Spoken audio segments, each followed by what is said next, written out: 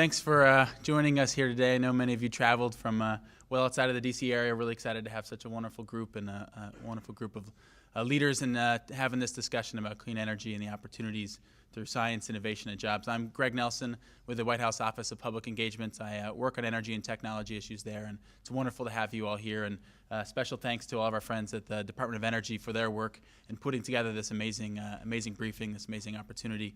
We've got a great group of speakers here today, and lots of time for Q&A, lots of opportunity for you all to engage with the speakers and make sure that we're looking at ways to build this together. We're really excited about having you all here to help us learn from the work you're doing and talk a little bit about what the administration has been doing. So to lead us off, I want to introduce my boss, Valerie Jarrett, the Senior Advisor to the President. Valerie?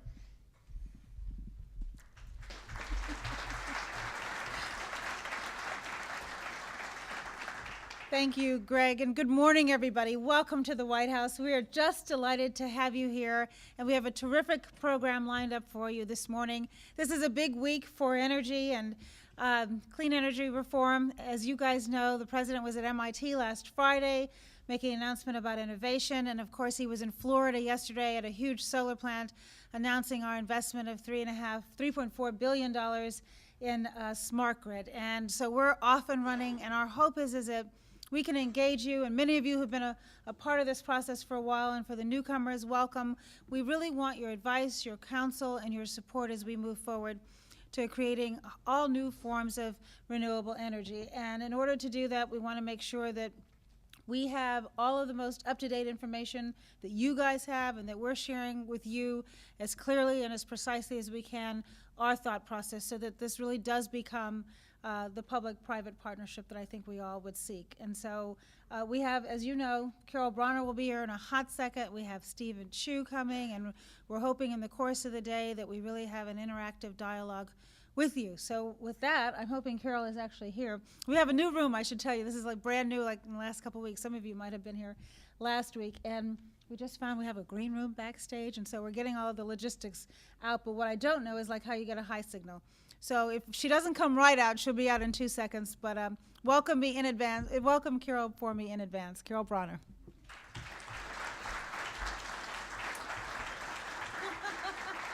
Hold the thought. She'll be right back. Soft shoe or something?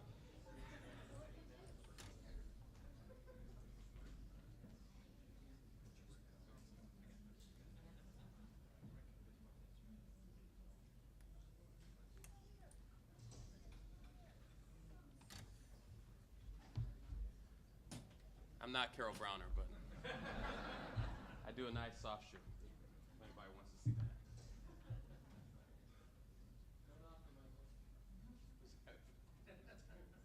I have people mocking me.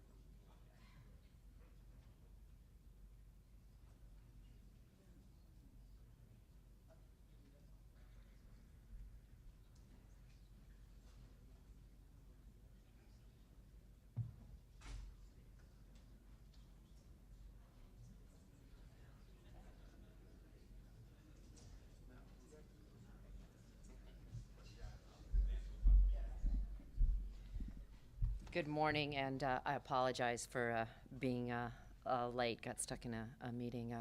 So I guess I can thank Valerie for that introduction.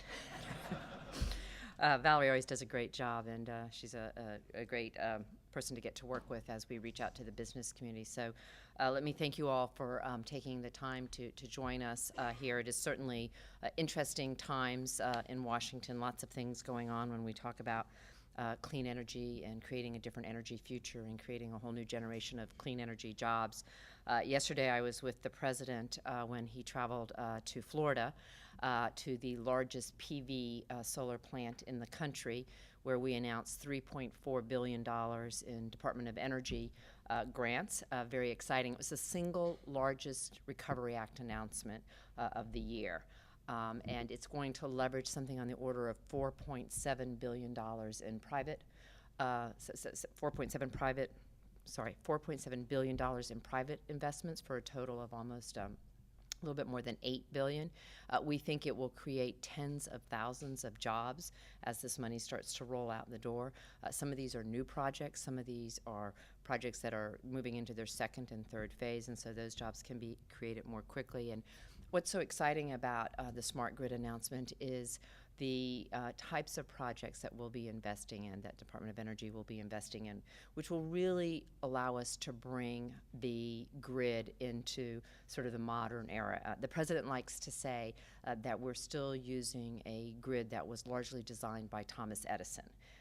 And if you think about how many things in our lives have changed because of new technologies, the idea that electricity is still being delivered to us in the old-fashioned way really doesn't make any sense. And so a lot of yesterday's awardees will be putting in place the technologies, the modern technologies that will allow us to manage more wisely our electricity, will give consumers, both households and families, choices about how they use their energy. We think that this will allow consumers to use less energy than they're currently using when they have smart meters in their homes. It will also allow the utility companies to manage their electricity better, and it'll allow us to bring the renewables that are so important to a clean energy future onto line and bring it from the places like where we were yesterday, which was a beautiful location. I'm from Florida. It's always nice to be in Florida, but it was in the middle of nowhere. And so we need to bring that power to the people and to the population centers.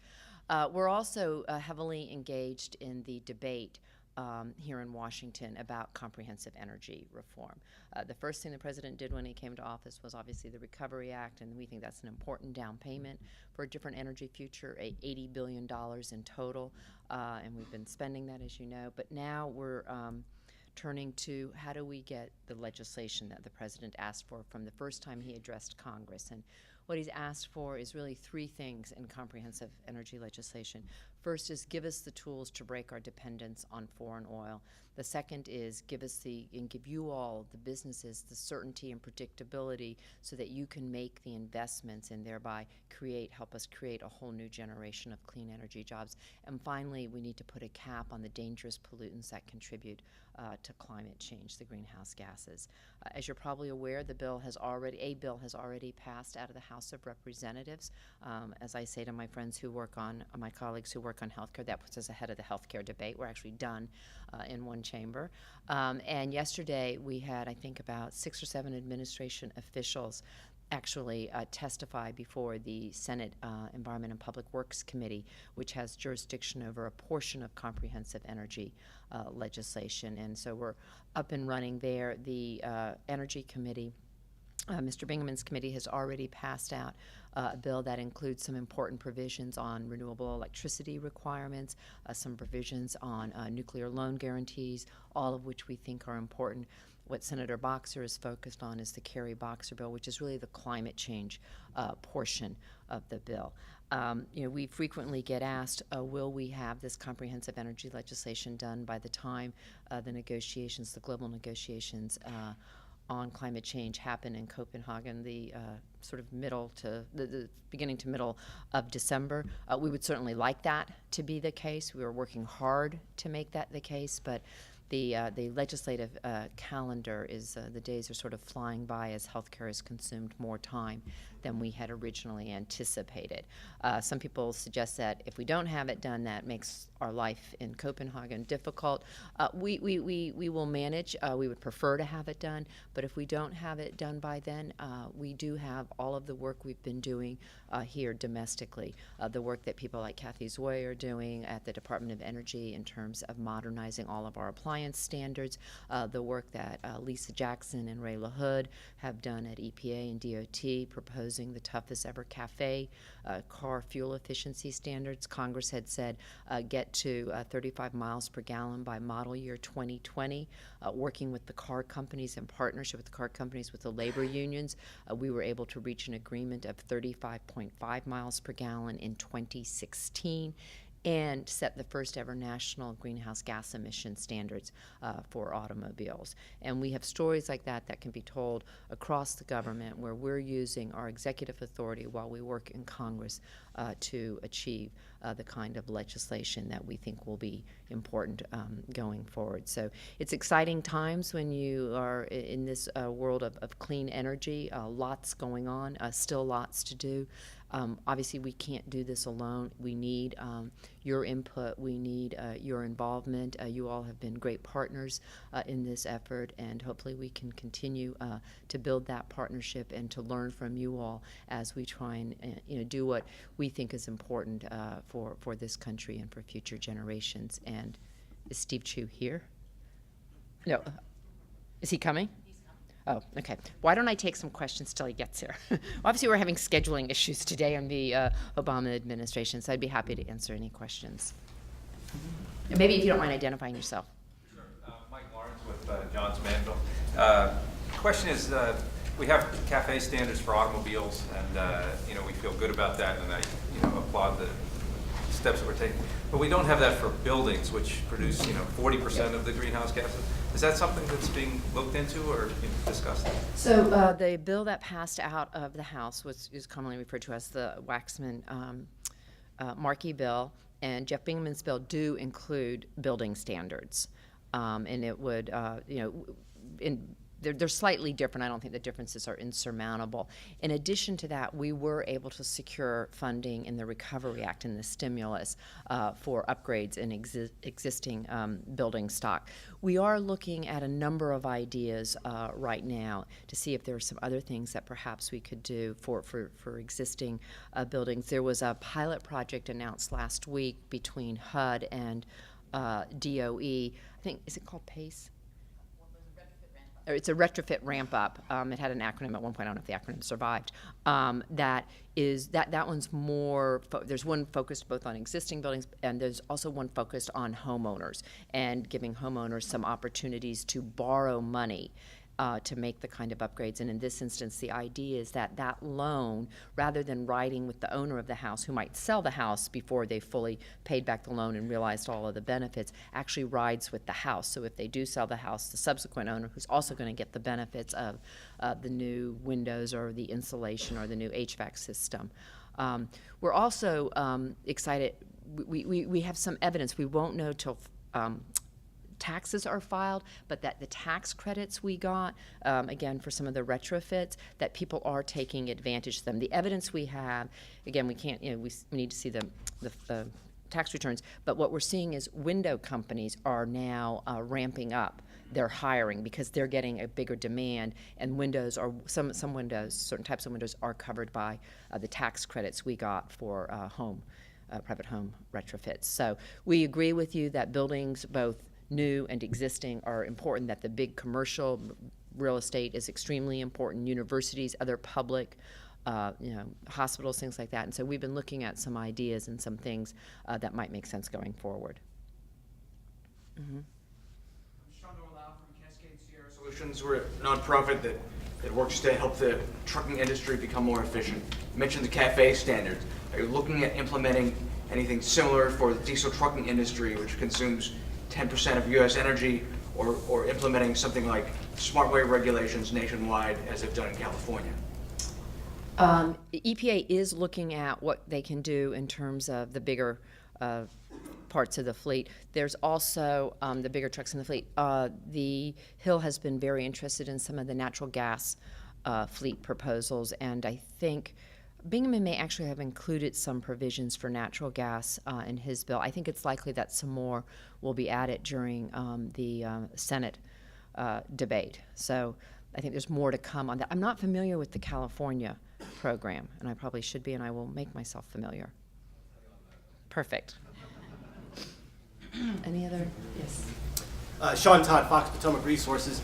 Everyone, I think, hopes cap and trade does pass through the Senate, but in case it doesn't, to what degree will the administration push endanger, and how will that determine the future course of cap and trade in terms of federal policy?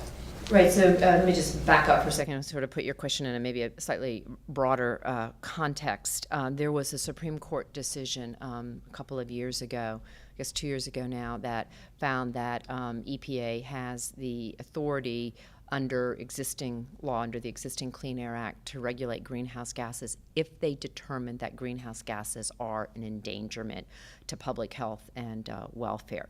EPA is in the process of making that decision. It sometimes is referred to as the endangerment determination. They have not yet made it. They had hoped to complete that work sooner than now, but they received such a large quantity of public comments that they are reading through and they respond to in the public record that gets created. It doesn't mean if you sent one in, you get a letter back, but they have to sort of respond to all of them in the public record. If EPA, and it is their decision, if EPA does find that greenhouse gases endanger public health and welfare, they, under this Supreme Court decision, would then have to regulate greenhouse gases from cars. They wouldn't have a choice, the way the law and the decision came down. But obviously, they're already working with the Department of Transportation to put in place the first ever greenhouse gas regulations for cars. After that, they would start to look through other sectors, large emitters. And in anticipation of that, a few weeks ago, EPA put out a proposed rule. They refer to it sometimes as the tailoring rule. The way the Clean Air Act is written, and Congress was concerned that if you had an inactive EPA when it came to conventional pollutants, no one was thinking about greenhouse gases in 1990, but rather just your ordinary, conventional pollutants, that if you had an inactive EPA, they wanted to set a base above which the pollutant would be regulated. So the number that's in the law says 250 tons or more per year, and you're automatically regulated. Well, for greenhouse gases, 250 tons is a very, very low threshold. Some of your homes may actually emit 250 tons a year. You probably didn't know that, but if you have a large home and you're lots of pools and things like that, you could be emitting at that level. So what EPA is trying to do is raise that threshold.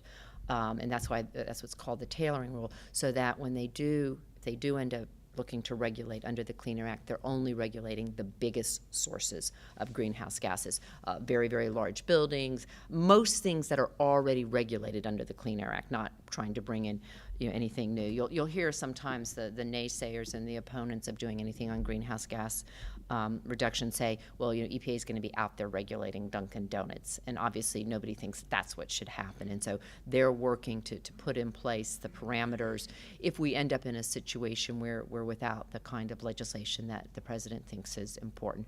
The thing about the EPA authority is, again, it wasn't designed for greenhouse gases, and so everyone recognizes that new law would actually give us better tools, and the tool we most want is the trading mechanisms.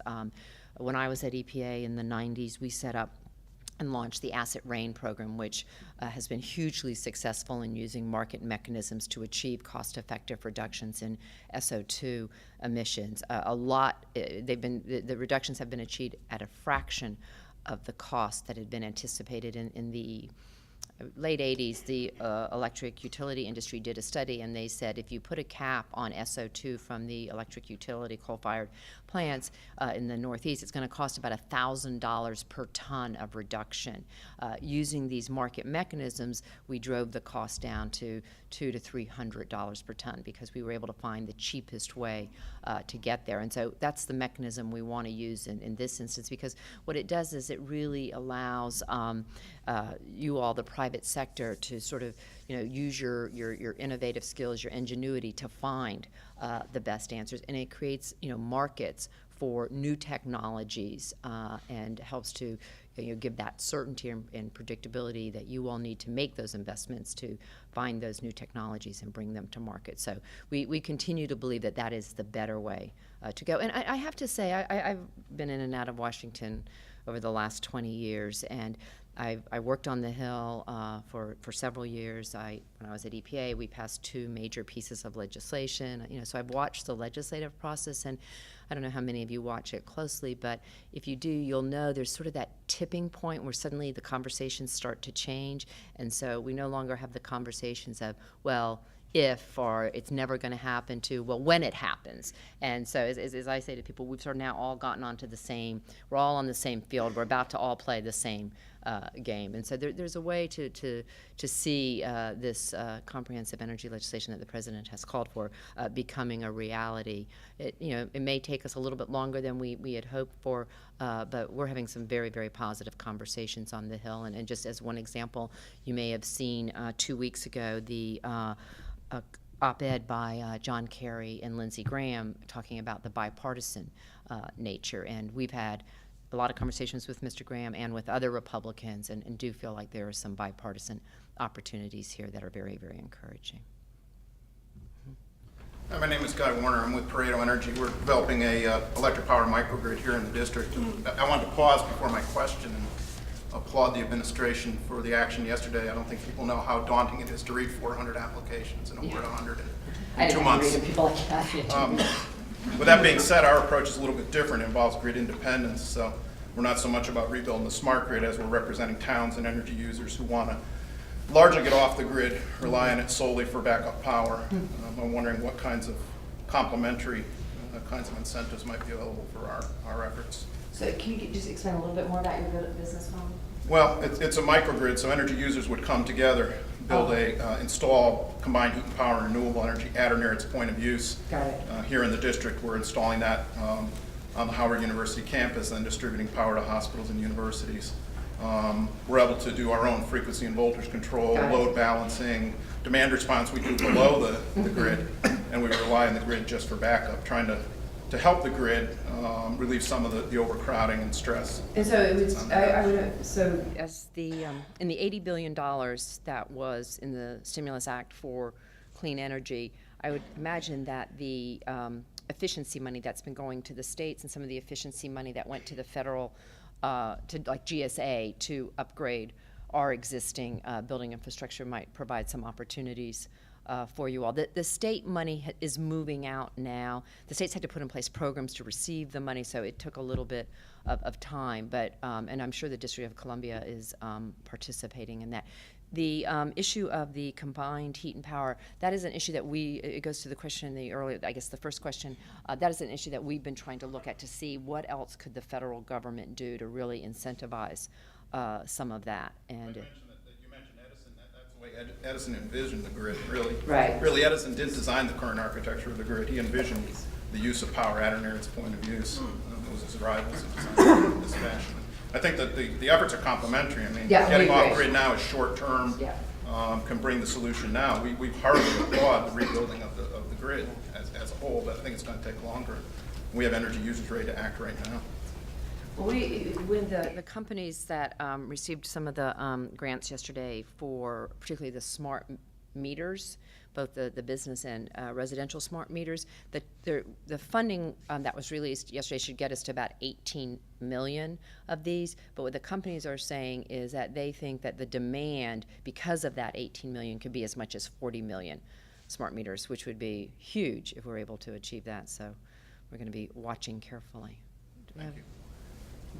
Following on the lines of distributed power, my name is Kent Bakke. I own Continuum Energy Solutions. We do solar energy installations. Is there an opportunity maybe for a clean energy bank for clean energy, like you talked about for energy efficiency?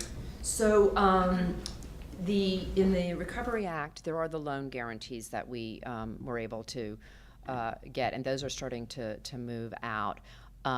Going forward, there is a discussion both in the House and the Senate about creating a clean energy bank that would have almost a revolving fund in it. It's the House and Senate have come at it very differently, and I think we'll have to just work through how to bridge those differences. But if I had to guess, I would say it's highly likely that comprehensive energy legislation will include some sort of clean energy bank.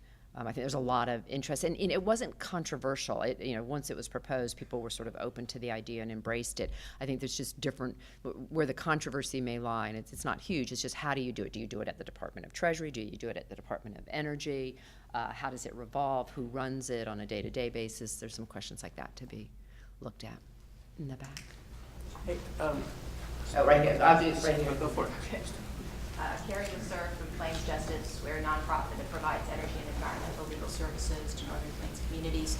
And particularly in the region where we work, we are hearing, even from the most progressive elements in the agricultural sector, a lot of concern that there will be a disproportionate impact from any cap and trade regime on agriculture. And I wonder first, does the administration accept that conclusion? And if so, what would the administration propose to do to address it? We actually think, and I'll quote Tom Vilsack here, our Secretary of Agriculture, that there are tremendous opportunities for the agriculture sector through the offsets program. The House bill includes a provision that was crafted by the chairman of the Agriculture Committee, Mr. Peterson, obviously someone who's very responsive to the needs of rural and agricultural America. And what he created was an offsets program which would allow farmers to undertake certain practices that would help to sequester carbon and be paid for those activities. So if I'm an emitter of greenhouse gases, I have some choices. I can go buy some credits, I can work with a farmer, there'll be a program set up. I wouldn't work directly with the farmer to achieve some offsets for my emissions through changes in the farmer's activities, or I can install new technology, I can fuel switch. So what we're trying to do is make sure that we have the broadest set of opportunities in terms of achieving the reductions, because that will give us the most cost-effective reductions. I think in the near term, many people much smarter than me would say that the agriculture offsets will be some of the most cost-effective offsets, and I think that is a real opportunity for farmers. I think sometimes what you hear from the farming community is that some of their input costs are going to go up. So for example, fertilizer cost could go up, energy costs could go up. I think, you know, Tom Vilsack again feels that on balance, a offsets program and a cap and trade program is a net benefit to farmers. Yes. Carol, Jigar Shah, founder of Sun Edison. I'm curious, Department of Energy has done a lot of incredible work showing that the $3.4 billion of smart grid meters will save a lot of energy, as well as the energy efficiency programs from the weatherization programs, et cetera. And largely it'll alleviate the need for the 16,000 megawatts of new coal that are on the books. I'm trying to figure out if states end up making illogical choices to put into rate base 50-year assets when at the same time we're subsidizing energy efficiency and smarter use of energy, does the administration have an approach to actually figure out a way to bring more logic to this process so we're not struck with stranded costs for the next 50 years on some of these assets? You're talking about on the coal assets. Well, coal and other centralized generation assets. I mean, these distributed energy programs, from weatherization to smart grid to solar to fuel cells to other things, are really taking off in a big way. And you know, if we're stuck with these stranded assets, many of which, if they're approved now, won't get built to 2017 or 2018 anyway. Well, there aren't a lot of coal-fired power plants being approved. I mean, just we have to back up for a second and remember how the system works, right? The decision is largely left to the states in terms of whether or not that electricity is needed and whether or not those costs can be passed on to the rate payers. There are some, various states have sort of been saying no, others have been sort of slow walking things in the queue, but there aren't a lot of coal-fired power plants about to be built. I mean, there may be a handful that had been on the, you know, sort of the drawing board for a long time. I think part of what you're asking also goes to what role should FERC play in the future. And you know, as you're aware, FERC is an independent agency, so we don't get involved in sort of telling them how they should do their business. But I think you've got a good chairman over there, you've got good members over there who are trying to think through some of these issues and how do we integrate it. But I also think that going back to the state level and having come out of state government, where I worked very closely with the PSC in Florida, you know, these commissioners, they're getting well informed about the changing realities of energy and electricity production in this country, and I think we're starting to see better quality of decisions coming out of them. I mean, everything's changing rapidly, and so, you know, not everyone's moving quite as quickly as some others, but I'm more optimistic about state PUCs and PSCs sort of sorting this through in a thoughtful way. Carol, as you know, this is being live streamed on the web. Oh, okay. I didn't know that, but how do you guys on the web? On Facebook about other ideas and a lot of conversation around transportation. I wonder if, including an idea to put pressure pads at highway tolls so that you can spin a turbine to generate electricity. electricity. That's a new one. I haven't heard that before, but I'll go back to my EPA days, where when it comes to conventional air pollutants, it's, we'd rather cars sort of move at a steady speed than slow down and accelerate. We get less pollution when they're moving at a steady speed. So I'm not quite sure I understand that technology, but I think we're probably, from a conventional pollutant perspective, you're probably like an easy pass system. So, we're not stopping at the tolls, right? Is that what that suggestion is? That's right. I don't know. Does anyone know what this is? I don't know what it is. Do you know what it is? There's one of the implementations at the Port of Oakland, so the big heavy trucks. Oh, it's for the trucks, not for cars. Well, it could be for cars too, but they create some energy when they roll over a bar, right? So believe it or not, their movement Oh, so can it's not actually energy generate for, power. it's not like a plug-in hybrid. They're not trying to, oh, I misunderstood. They're not trying to recharge the car, the truck battery. They're generating power that's going to the, Yeah. that makes sense. Gotcha. I didn't understand I that. think broadly, just thinking about transportation's role in this and some of the investments that the administration's made in batteries and some of the alternative vehicles. When we were putting together during the transition, the soon-to-be administration's thoughts on the energy portions of the Recovery Act, we tried to think about sort of the various component parts. So we thought about transportation, we thought about renewables, we thought about efficiencies. And in the transportation arena, we thought about the advanced technologies, the batteries, and we've DOE is in the process of making pretty significant investments in battery technologies. You saw yesterday that the Vice President went to a really shuttered GM plant in, I want to say, was it in Delaware? Someone help me here. Was it in Delaware? Yeah.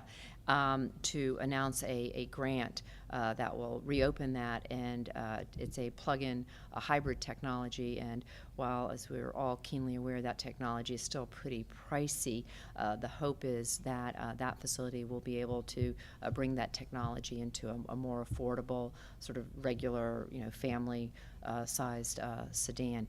Certainly, the electrification of our transportation sector is a hugely important part of how we go about reducing greenhouse gases. And the good news is, and as you all are probably aware of this, the number of companies with large fleets who are starting to make different choices. I was with 6 different companies recently: Coca-Cola, Pepsi, Staples, PG&E. I can't remember the rest of them. All of whom had placed orders for electric local, big delivery trucks, like the things that come to the grocery store in your neighborhood. They sort of do 100, 125 miles a day. Not the UPS size.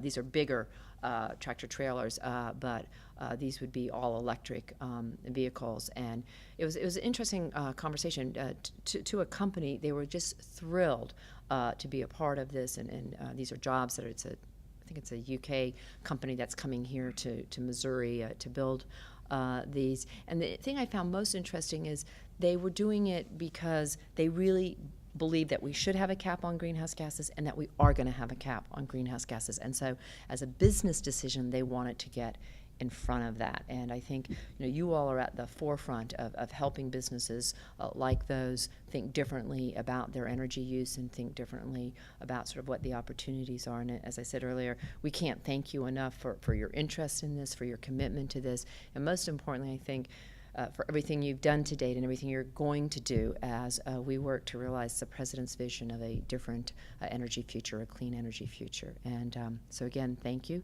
It is now my great pleasure to introduce Dr. Chu. We used to be able to say the only man in the administration with a Nobel Prize, but now he has company, although he hasn't actually picked up his Nobel Prize yet, right? So Steve just told me, so he's still the only man with a Nobel Prize. But Steve is Secretary Chu is doing a phenomenal job at the Department of Energy and really deserves virtually all of the credit for the moving out the Recovery Act money. He's put together a great team, Matt Rogers, Kathy Zoy, others over there who are really, really taking, it's one thing to get the $80 billion, it's another thing to figure out how to spend it wisely and how to spend it quickly. And so, Steve, I thank you for everything you guys are doing over at the Department of Energy, and I give you Dr. Steve Chu.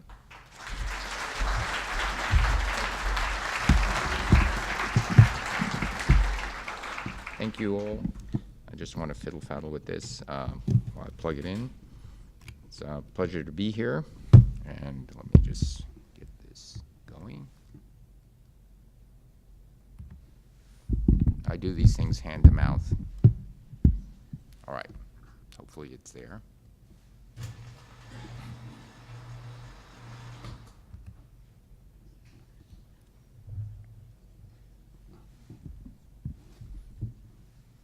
Okay, great. All right, so let me talk to you about what we have at stake in terms of the clean energy future. Fundamentally, my message is that we have an opportunity to lead the world in what has to be a new industrial revolution. The first industrial revolution gave us energy that supplanted human and animal energy, and it created great wealth.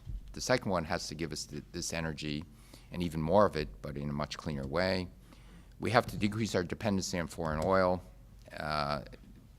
In doing so, we can increase American competitiveness, not only by decreasing our dependency on foreign oil, but for reasons you'll certainly hear about, and we've got to mitigate climate change. We're now importing, well, up until the recession, we were importing over 60% of our oil, and that trend, when we get out of the recession, would continue. And so this is one issue.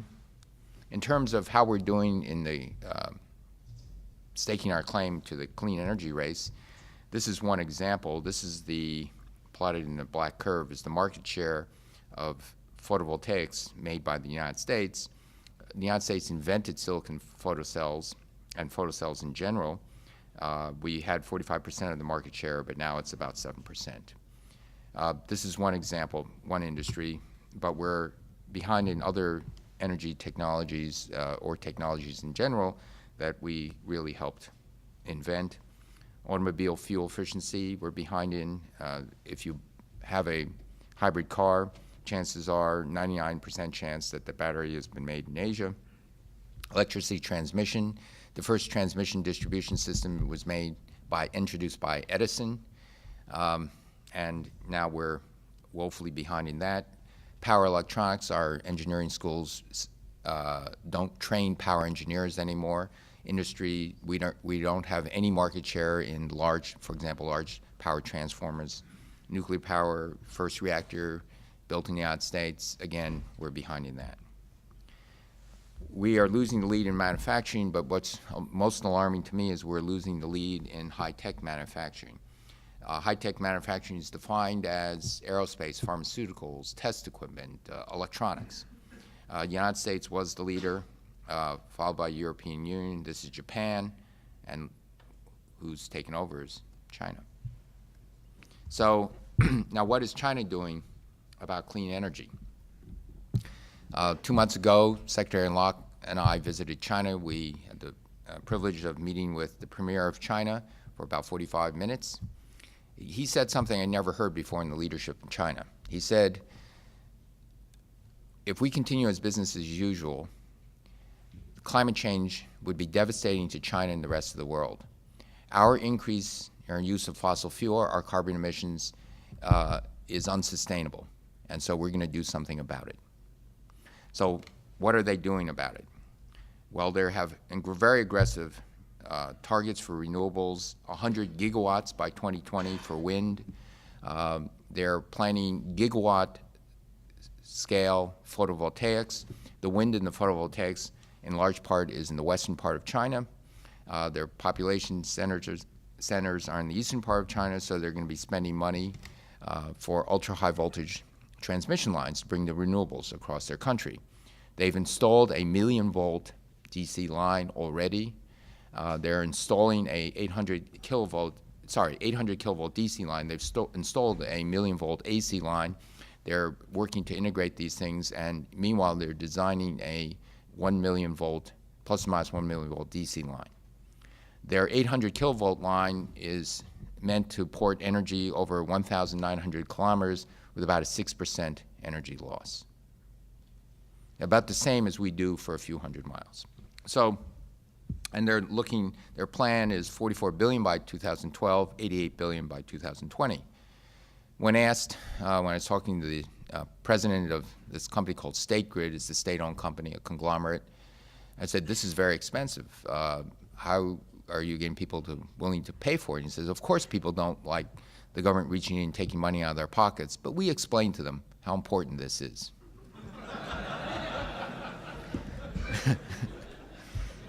So I'm explaining to you how important this is. What about mitigating climate change? The temperature is rising. This is a measure of direct temperatures from 1880 to 2008. Actually, direct temperature measurements go back to 1850. It shows essentially the same trend. The reason I'm showing this is it's an update. The reason I'm showing the update is there's been a lot of talk about the plateauing of the temperature and possibly a decrease in the temperature rise. And so I just merely want to point out that it would be a little surprising if this were completely just a straight line rise, because after all, in the previous history, we have had times, for example, here and over here, where it's gone down. Now, we don't fully understand why it's gone down. It's a very complex interaction with the ocean currents and with solar activity. But I will assert that if you take any 20 or 30-year period, no self-respecting scientist will ever say there's an unmistakable trend here. That's why it took the IPCC and other agencies, other study groups, so long to really say that the climate is changing. Now, it turns out we have gone into a solar minimum in the last 5 years, and we're just pulling out of it. There's a very weak correlation between that, but again, we don't fully understand it. So anyway, now if it really continues to go down for the next 25 years, then that would simply say our climate models need a little work. So you know, my money is in the next 5 or 10 years it will come back up, but we'll see. Here's why there's such concern. This is a record over the past 800,000 years of carbon dioxide, and actually this record is a good proxy for what the temperature was doing. When carbon dioxide was high, the temperature was high. When the carbon dioxide was low, the temperature was low. This has to do with natural cycles in the tilt of the Earth, not the solar cycles and the change in intensity of the sun or the sunspot activity, which are very coincident, but more, if the Earth is more tilted and there's a longer, more severe winter, there's time to build up ice caps and things of that nature. But the point I'm trying to make here is that where we are today in carbon dioxide level is beyond the scale of what happened in the last 800,000 years, in fact, beyond the scale of what happened in the last 2 million years. If you go back 50, 100 million years ago, it's not, but 50, 100 million years ago, the world was a very, very different place. And the Kyoto level of emissions, 550 parts per million, would put us here, and a business as usual scenario would put us here. So this is well beyond this scale. 0 is actually down here. This is not a shrunken scale. So we are in new territory. Oh, by the way, the time scale of this shift is about equal to the width of that line, okay? Or it's narrower, because that first tick mark is 100,000 years. And the times when the Earth evolved are, so it's quite slow. So all of a sudden we're seeing something that would possibly change in a gnat's eyelash. And so if we continue in a business as usual scenario, there are reports. For example, the IPCC report says there's a 50% probability we will be exceeding 4.5 degrees Kelvin. Well, that doesn't sound like a big deal, but going from here to here in the Ice Age period, that's about minus 6 degrees Kelvin, 5 to 6 degrees Kelvin.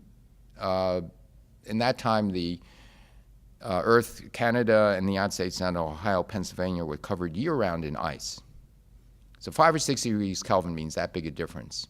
So 5 or 6 degrees Kelvin the other way means an equally profound difference. And this is a profound difference that could occur in 100 years, and that's just the beginning, because the debt of the carbon dioxide takes hundreds of years to go away, so it will continue to get worse. Other reports say even worse things. A more updated report of MIT says there's a 50% chance we'll be exceeding 5 degrees centigrade. So it's not a slim chance. It's a significant chance if we continue in business as usual. These high temperatures, we're afraid, might trigger nonlinear tipping points. Very quickly, an example of a nonlinear tipping point is the following. In the northern latitudes, when biomass grows and it then dies and decays, that carbon is not rapidly recycled. In a tropical rainforest, the microbes are very active and alive, and they come out and they turn that vegetation into carbon dioxide, methane, and other byproducts. So the carbon cycles very quickly. In the northern tundra, it doesn't cycle very much at all because the microbes are frozen. But that tundra is thawing out. And when the tundra thaws and microbes come to life, you know this from personal experience. You take a piece of food, put it in a freezer, it can be stored for months. You take that same food, put it in the refrigerator, after it thaws, it can keep for a few days, and then it rots. So a very small change in temperature, it's that change between freezing and thawing that actually marks the activity of the microbes. And so the fear is that there's more carbon. We actually don't know how much more carbon, but it could be a factor of 2 times more carbon in the tundra than in the atmosphere, the total carbon in the atmosphere today. If this starts thawing, it releases carbon dioxide, methane, more greenhouse gases, more warming, more release of greenhouse gases, and then it's out of our control because this rate of increase could exceed our current carbon emissions, so we no longer have control over it. So that's what they call a tipping point. That's why the climate scientists have gotten even more concerned. Locally, there are local predictions of what might happen. A recent report of NOAA, which is a compendium of many other reports. This is one example. It shows that when you see blue, you see higher precipitation. When you see gray, you see lower precipitation. And in the winter and spring, there's higher precipitation, especially the early spring. The rainfalls are predicted to come down more in downpours. And so where floods of the century would have occurred before, they would be not floods of a century, but floods of a decade. And in the summertime, then you see decreased precipitation. That plus the increased temperatures during this, significantly increased temperatures during the summertime means that the grain belt, a lot of which is not actively irrigated, will go dry. And so that's another one of the local fears. And so for that reason, it's projected, again, if we continue a business as usual model, the United States and the grain belt would be severely water stressed. We're getting rains not the way we want them as downpours, but in the winter and early spring. This is a more global map of that type of water stress. Very high stress is this dark brown, the yellow is high stress, and you see the United States lights up, sadly, quite nicely in this, but so do other parts of the world. All right, so let me give you my projection of what might happen in the coming decade or two. I think the price of oil will go up. It's, of course, going to fluctuate in ways that we can't predict, but in the long run, because we are transitioning more and more to offshore oil that's harder to reach, and because of the increased demand by the developing countries, just that fact alone suggests that the price of oil will go up. Some 30 or 40%, I've been told, of the oil now is coming from offshore sources. And we will live in a carbon-constrained world. The fact that the Premier of China says that climate change, the way we're heading, is totally unsustainable tells us that the developing countries are quickly waking up to this fact. And so, given these two facts, this is why we want to get off dependency off of foreign oil. And if we're going to live in a carbon-constrained world, we will have to develop technologies that the world will need in order to go in this direction, that second industrial revolution. So this is something I'm sure some of you have heard me say already, but when asked why Wayne Gretzky was such a great hockey player, he said, "I skate to where the puck is going to be, not where it's been." I think the United States should follow this advice, recognize that the price of oil is going to go up. We will live in a carbon-constrained world. Why don't we be one of the early leaders in moving in that direction? If we are, we can develop the technological know-how, if we don't and try to pretend, are we really sure that this is going to happen while other countries move, then we will be playing catch-up. And so here are some estimates. The primary energy business in the United States alone is $1 trillion a year. But worldwide, even limited markets like wind or solar, if you just take those two markets, we're looking at a $3.5 trillion market that, again, we have an opportunity to be a leader. In the Recovery Act, Congress and the President have said that we can spend money to create jobs, that's great, but let's spend money to create jobs in a way that positions the United States in terms of a clean energy economy. And so while we are creating jobs immediately, we also want to rebuild our energy infrastructure and nurture those industries who are going in this direction. Yesterday, the President announced $3.4 billion to invest in the transition to a smart grid. It's just the beginning. The smart grid will give us certain advantages. It will help the utilities deliver better service by measuring exactly what the phases are doing, and you can reduce blackouts. It will give homeowners and businesses real-time measurements of their electricity use, and it will give them the ability to manage their electricity use. In particular, it will give them the ability to manage their electricity use so that unnecessary uses of energy in the peak demand times can be shifted off, and so doing, one could save money. How does that work? This is a graph of the generation and distribution assets in the United States.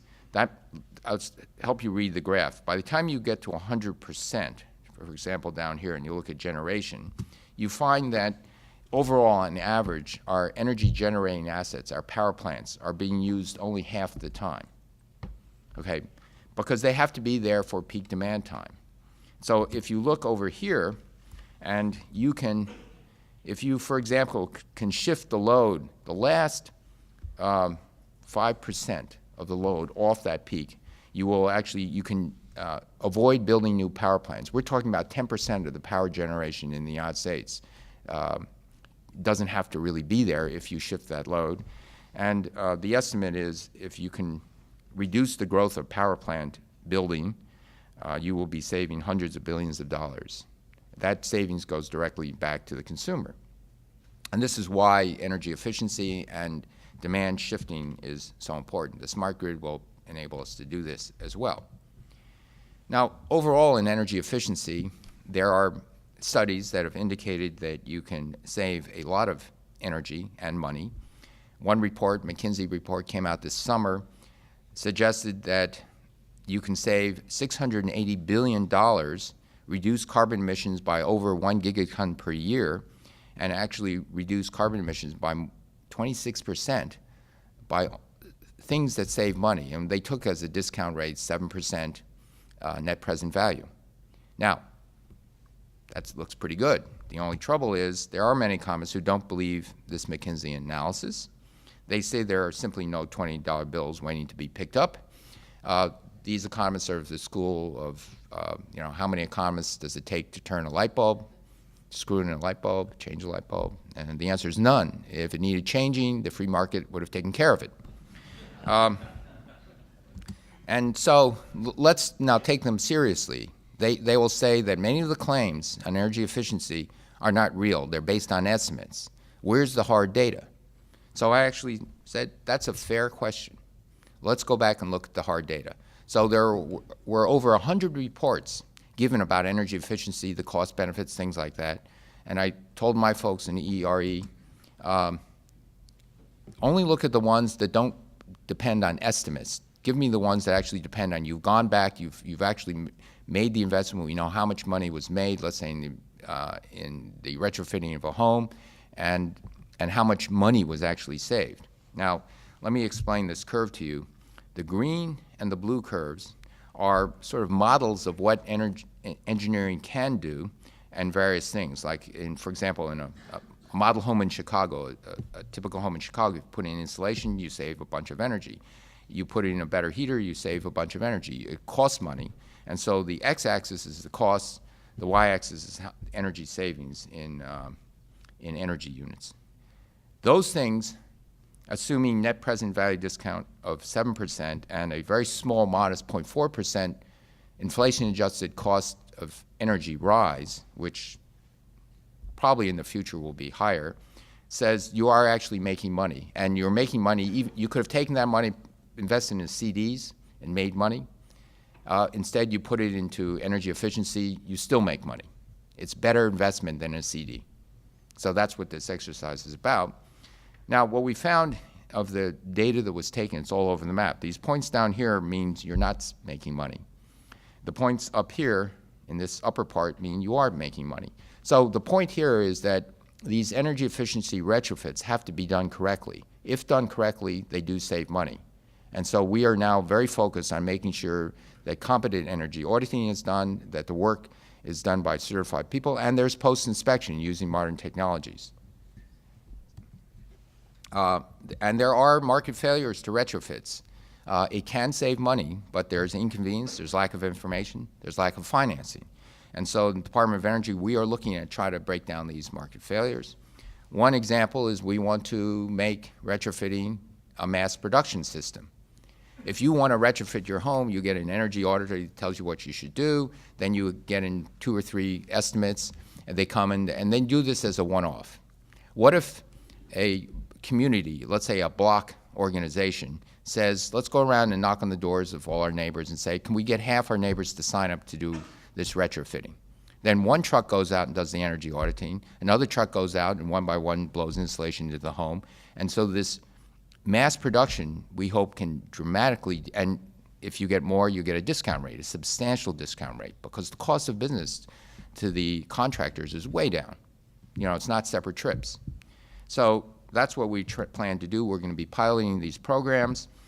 We want to make this a social event. All the houses that do this on this block get a little sticker saying how good they are, and the block gets a little sticker saying how good they are. But this is a way of driving the cost down, improving the information, the inconvenience, and we're also looking at financing ways.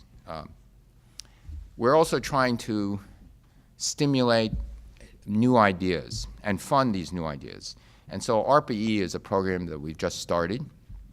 It was designed to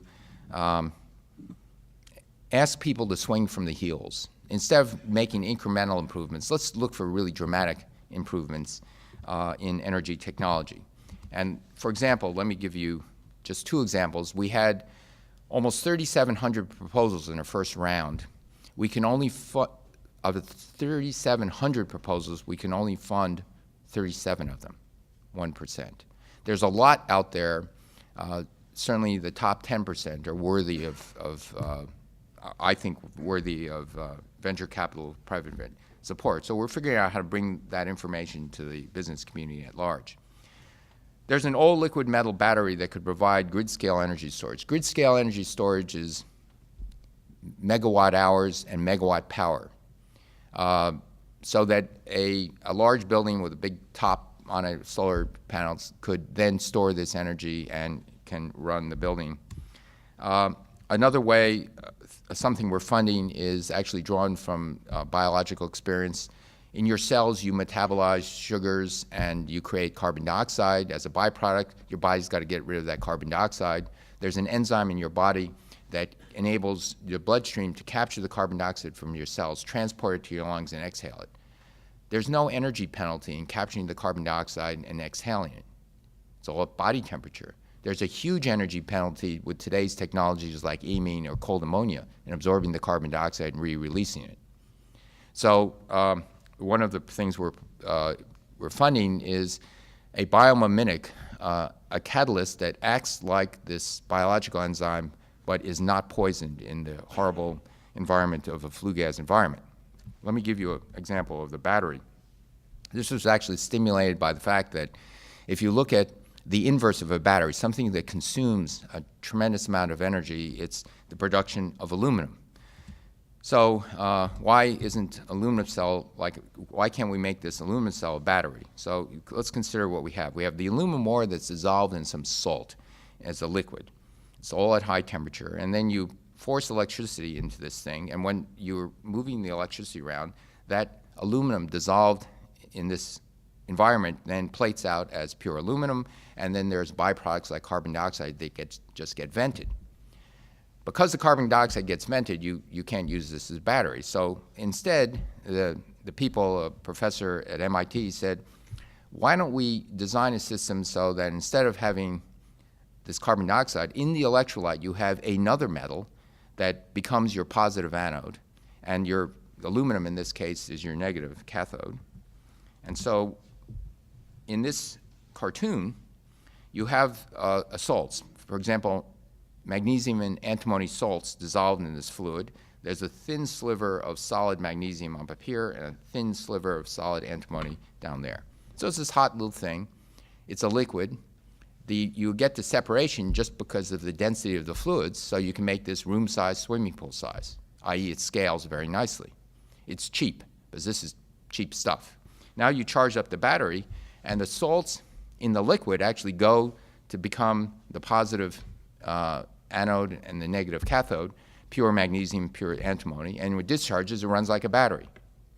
And with this idea, they hope that right now, large storage, the best deployed storage is sodium ion technology, roughly $1,000 a kilowatt hour.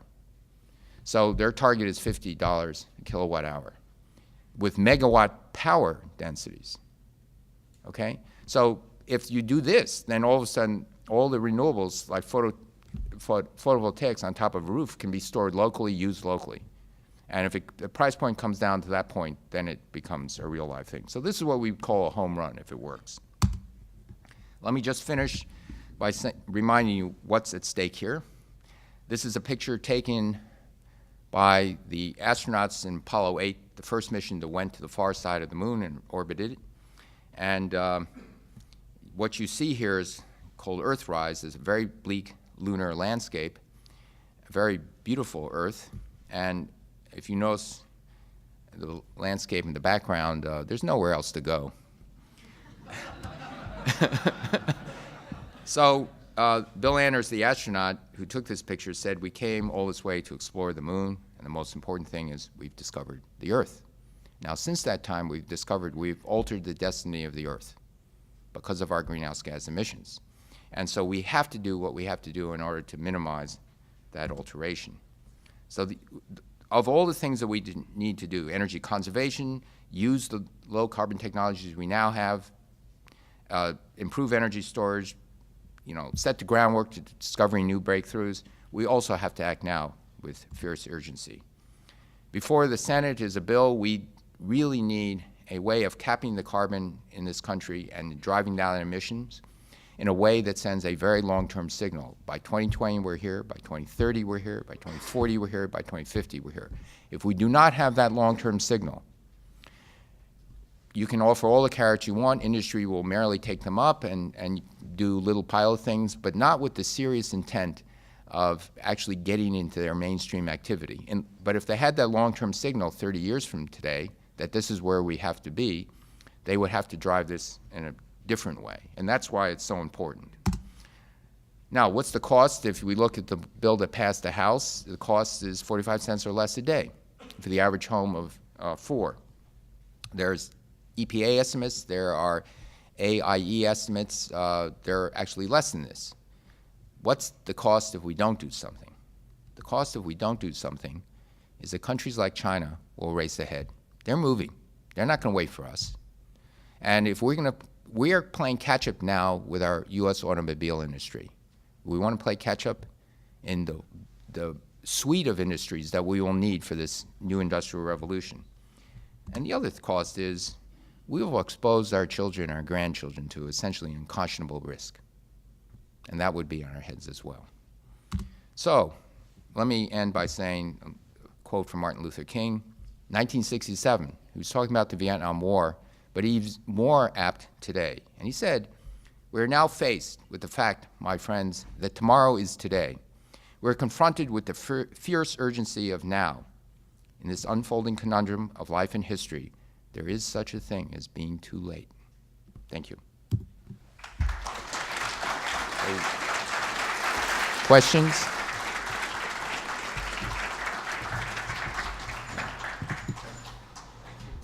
Fantastic presentation. Is it possible to get this off the web later? Sure. A comment, it is possible to achieve what was described in the McKinsey study. I can tell you our company, I have a 100,000 square foot industrial building, and we dropped our gas usage by 90% through a renovation. So it is possible, and it was profitable. And then the second thing I want to comment or ask about is the Chinese experience and your communications with the government. I have a small manufacturing company. We export plastic to China. There aren't a whole lot of companies that are doing that these days. My customers tell me that when my product lands in China, they pay a 40% duty on our products that are going in there. So the Chinese government doesn't play nice. You know, they pretend like they say one thing and then they do something else.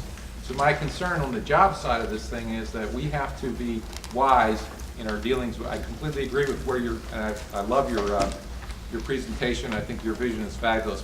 We just have to be wise in how we deal with the Chinese. Yeah, I agree with you. They're putting big tariffs on wind turbines, for example. They're probably going to do the same for photovoltaics. They did sign a memorandum of understanding for a U.S. firm to set up a factory there. They want to produce a 2-gigawatt solar farm in China. And they're viewing the green industries as protected industries because they view this so much as part of the economic prosperity of the future. They want to grow those. So where they are behind, like in wind turbines, they're just protecting their domestic industries. So they're not playing nice. They're not going by the World Trade Organization rules. With regard to the efficiency, you know, when the McKinsey report came out, I said, yeah, that's great. That makes great sense. In personal experience, every time we move, my wife and I move into a new home, we do minor things. You know, foam on the hot water pipes, go to the hardware store, roll out some more insulation, you know, stop the really leaky stuff. Typically, the energy bill goes down by a factor of 2. And so I said, this is drop dead simple. And then, so then went to the EI guys, the economists, and they said, no, it was not going to happen like that. The reason it doesn't happen is because you and I are different than the average.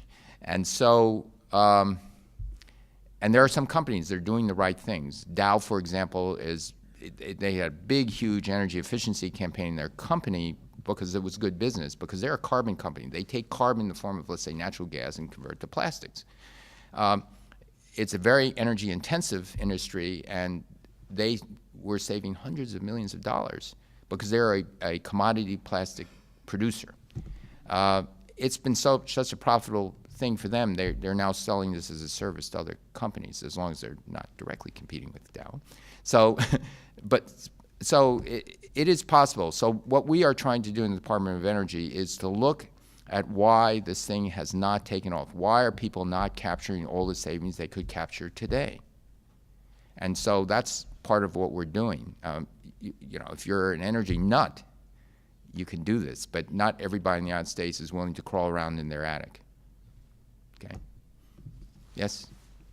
Secretary Chu, my name is Tony Mall, the president of Federated Power, and we're focused on energy efficiency measurement and verification in the residential and small commercial sector. So we understand a lot of the barriers that you're talking about.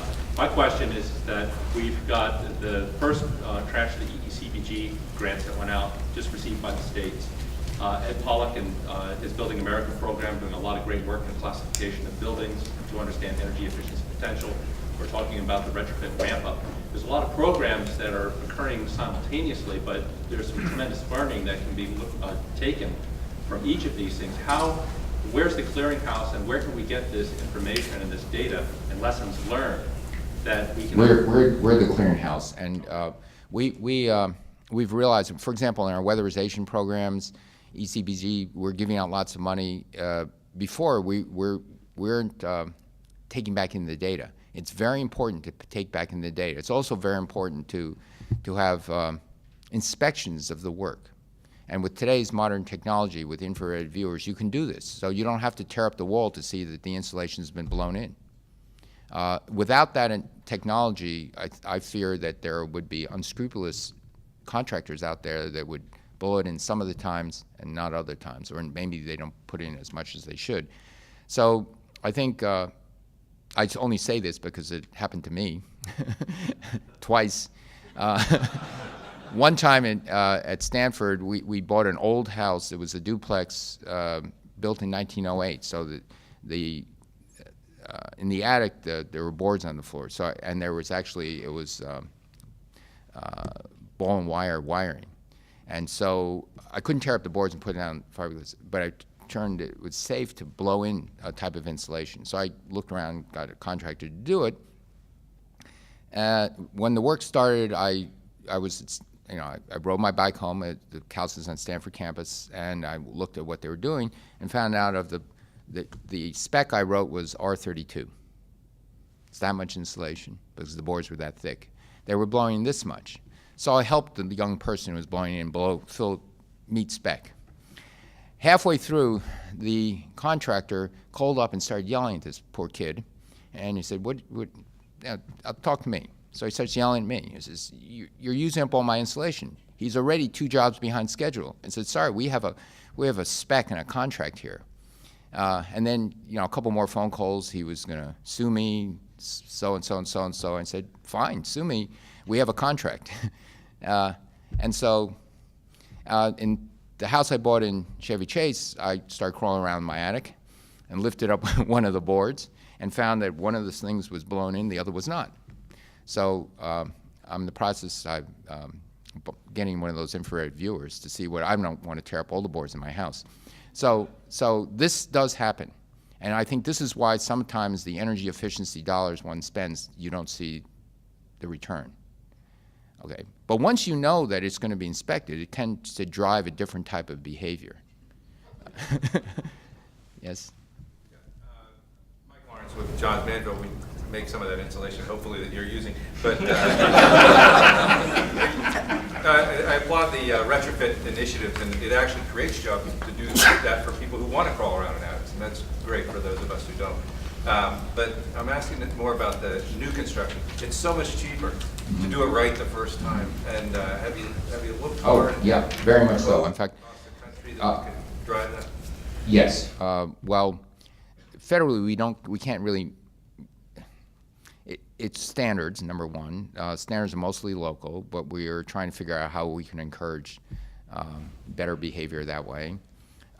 We are building up tools. The precursor would be a tool, Lawrence Berkeley National Laboratory, that to make a reasonably good estimate of what the performance of a new home would be. Also a reasonably good estimate of what the performance of an existing home would be.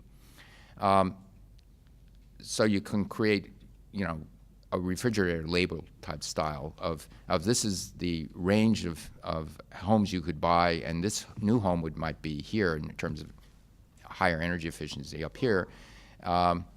We can also, for the turnaround of used homes, ask for the year's electricity and gas bill. Again, it's prudent. Now that shouldn't be a regulation, because the regulations require many, many years probably of litigation. But you can ask the banks to ask for that information, because it's prudent. It goes to the affordability of your mortgage. If you have $5,000 a year energy bill, you have less money to pay the mortgage. Transaction cost, virtually nil. It motivates the current homeowner to make energy improvements that up the resale value of the home. It has a more informed buyer, and it actually drives new home construction in the right direction, because they will look very good compared to the old homes. So taxpayer dollars, virtually nothing, driving right behavior. And it's going to save money in the end. So we're looking very hard at starting programs like these. Yes? Hi, my name is Lisa Daniels. I'm the Executive Director and founder of Windustry, a nonprofit based in Minnesota. We work to promote locally owned wind energy projects like community wind. And I'm wondering if there's any effort within, for instance, within Department of Energy, to follow how some of these projects have to get together and have to come together, and how maybe to use some, in order to use some of the federal mechanisms, for instance, any of the loan mechanisms from the Department of Energy or Department of Ag require a NEPA process first. but that leaves out, that totally leaves out a lot of the smaller distributed projects that might be locally owned, because it takes such a deep pocket to do a NEPA process. But one idea as an idea to address some of that is to make make the federal nexus at the obligation of the funds rather than at the advance of the funds, and that way the process can be somewhat financed by the federal nexus right there. I'm not sure I'm following, but let me say first, there are a lot of cooperative things, not only in wind but also in biofuels, things like that, around the country that we're generally very supportive of, because this is a way of the local landowners creating more wealth for themselves, and it's a way of creating wealth in rural America that we are very positive about.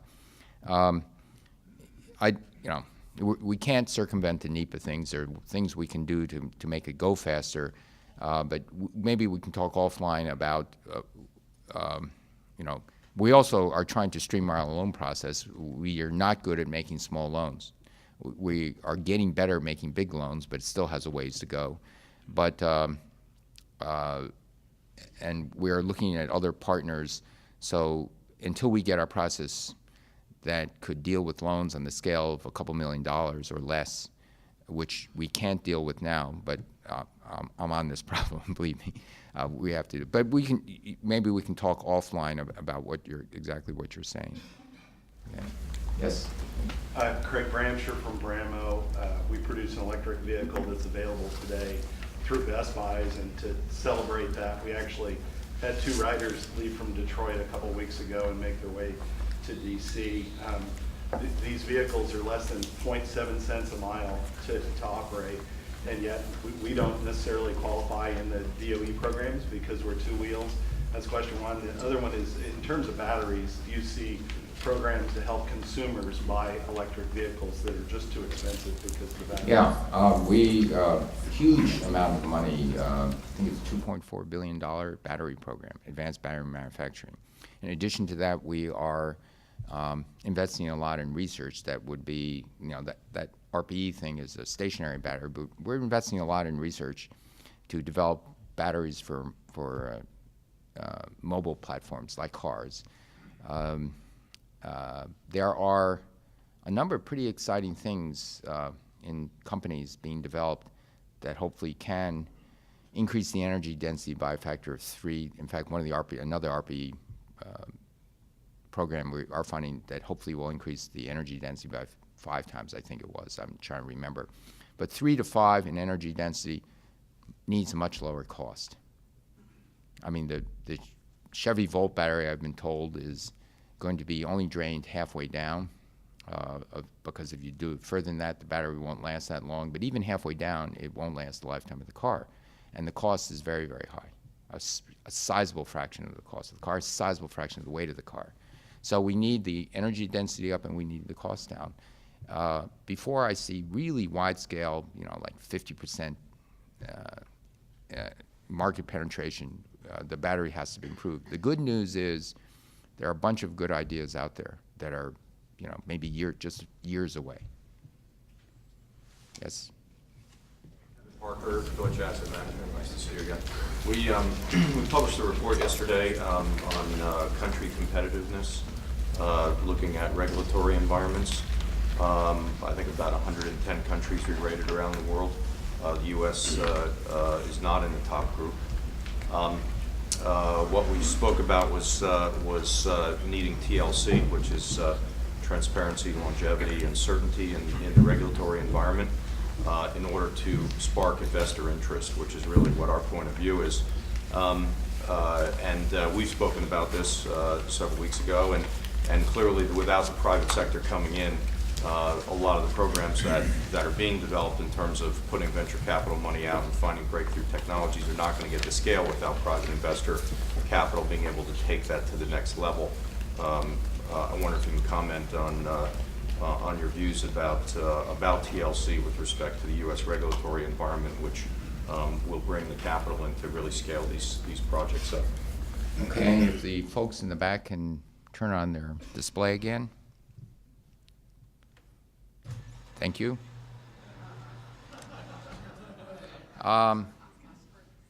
These are the way we do incentives, production tax credits. They're on 1 year, then they're off. They're on 1 year, then they're off. And when you do things like that, the investor community, the business community doesn't really know whether they're really going to continue. This is why the president has said, for example, in certain research R&D tax credits, that they want it for at least 10 years. Really, you want it forever, but that's why they're going this direction. This is another example of something. It might be coincidence with some other cycle we know about. But anyway, I think this is a very important part of what we need to do. This is why a comprehensive energy and climate bill is so important, to stabilize things, to send long-term signals. With the long-term signals, the business community will respond to those long-term signals, okay? But they have to be long-term and stable. And with the proper long-term signals, I think the innovation machine, the R&D and innovation machine in the United States is superior to anything else in the world. So, yes, we don't have to simply convince a few engineers that run the government to do this thing and then they go in that direction.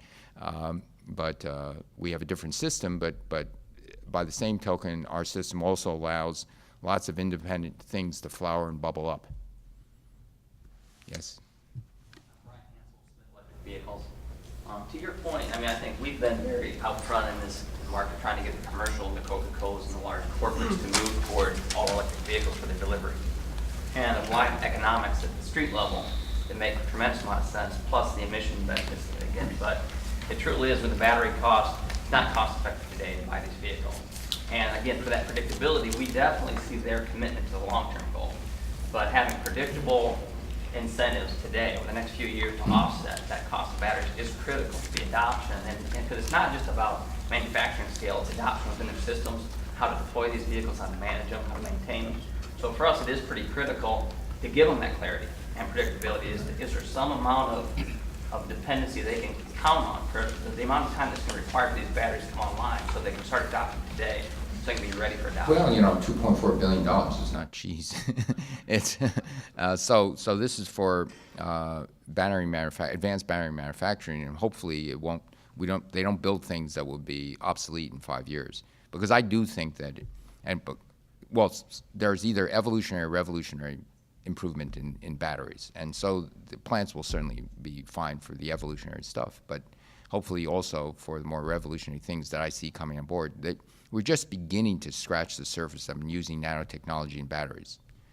It's happening. A123, other companies are doing this, but a lot of really good ideas out there to really, you know, I used to be a scientific consultant before I took this job of a battery company, a startup where after 1,500 deep discharges, no sign of wear. But again, I think you're absolutely not tracking. You're making the investment. So 3 years from today, you're going to have capacity, you're going to have better costs, things are coming in line, but people aren't going to be ready to adopt because they haven't learned how to. So I'm looking at the next 3 years. I think there's a real opportunity for major adoption if there's some offset to help them adopt these vehicles quicker, be ready when that Well, that's a difficult question, because if we can put in tens of billions of dollars to help adopt now, technology where we know the batteries are only going to last 5 years or 3 years. I have qualms about that.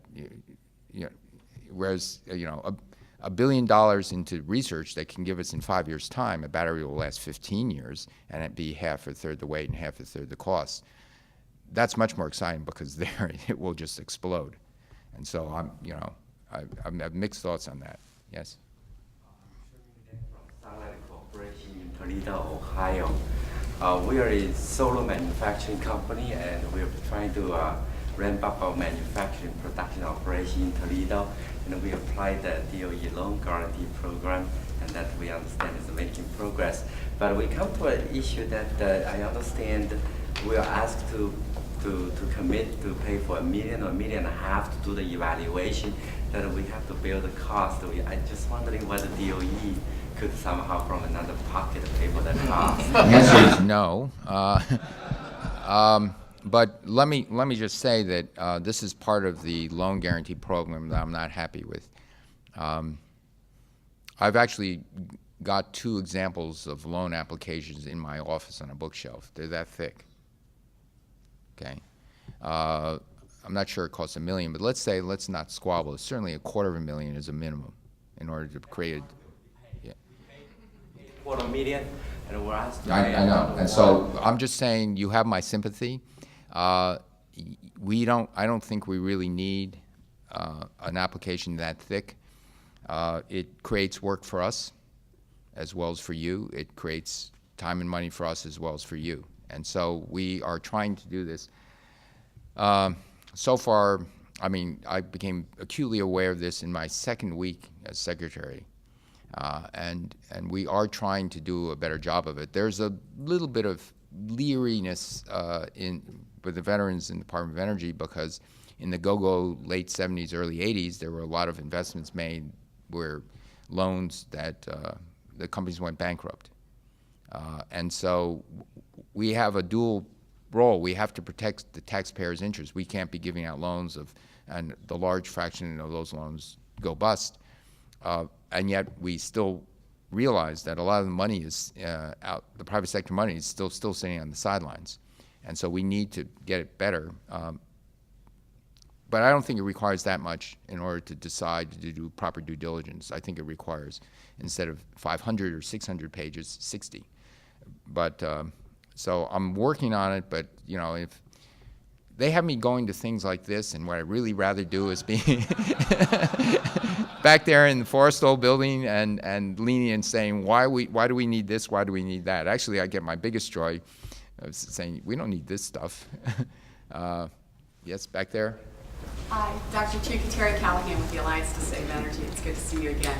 Our organization believes it's very important for the government to lead by example, and so we're delighted with the new executive order. You didn't, in your talk about what the government is actually doing. I know there have been a few audits of operations that probably have been a bit embarrassing about energy use in the federal government. Can you talk a bit about what the plans are of the administration, and in particular what the role of the Department of Energy is going to be in making sure that you get your workhouse in order? Well, yes, I agree with you. It's been a bit embarrassing. I'll go even a little further. I mean, when I was director of LB&L, I actually thought the change in behavior was the hardest thing to change and the cheapest thing to do. Rather than install, which they were doing, automatic on-off so the lights turn off and things like that, I couldn't get, although, you know, in another few months I would have done it, to get all the computers to go, the personal computers to go into sleep mode. Sleep mode is different than hibernate or turning off. When you turn off a computer using today's operating systems, they sometimes crash, or it takes several minutes to turn them off and on. Going in sleep mode, it actually puts the immediate stuff into RAM and powers down the chip to a very, very low energy consumption, maybe a few percent of what it would be doing just standing idle. So we're now talking about the difference between 100 to 200 watts and a few watts. And it can be brought up instantly, a second or two. You can do many things like that, but let me tell you the worst thing. People leave stuff on for no reason. And sometimes they leave stuff on for years. I was touring in LB&L, you know, space is always a crunch, and so it's always hard to get people to give up space. If you ask the division director, do you have any space for common good? The answer is no. We're just full up. We need more space. So the only way to do that is to take the division director and me and go walk their space, go open up every door. And so one time I opened up the door of this lab. It was old, dusty. This dust over it. It's been there for a while. Stuff was on. I said, what did you use this room for? Oh, this was an historic room. It was used to determine, there's a thin clay layer in the geological history. In the thin clay layer, there's an anomalous amount of an element called iridium. And Alvarez, father and son, Louis Alvarez, Walter Alvarez, discovered through neutron activation that this iridium had the composition of meteorites, a very high composition of this very unusual element.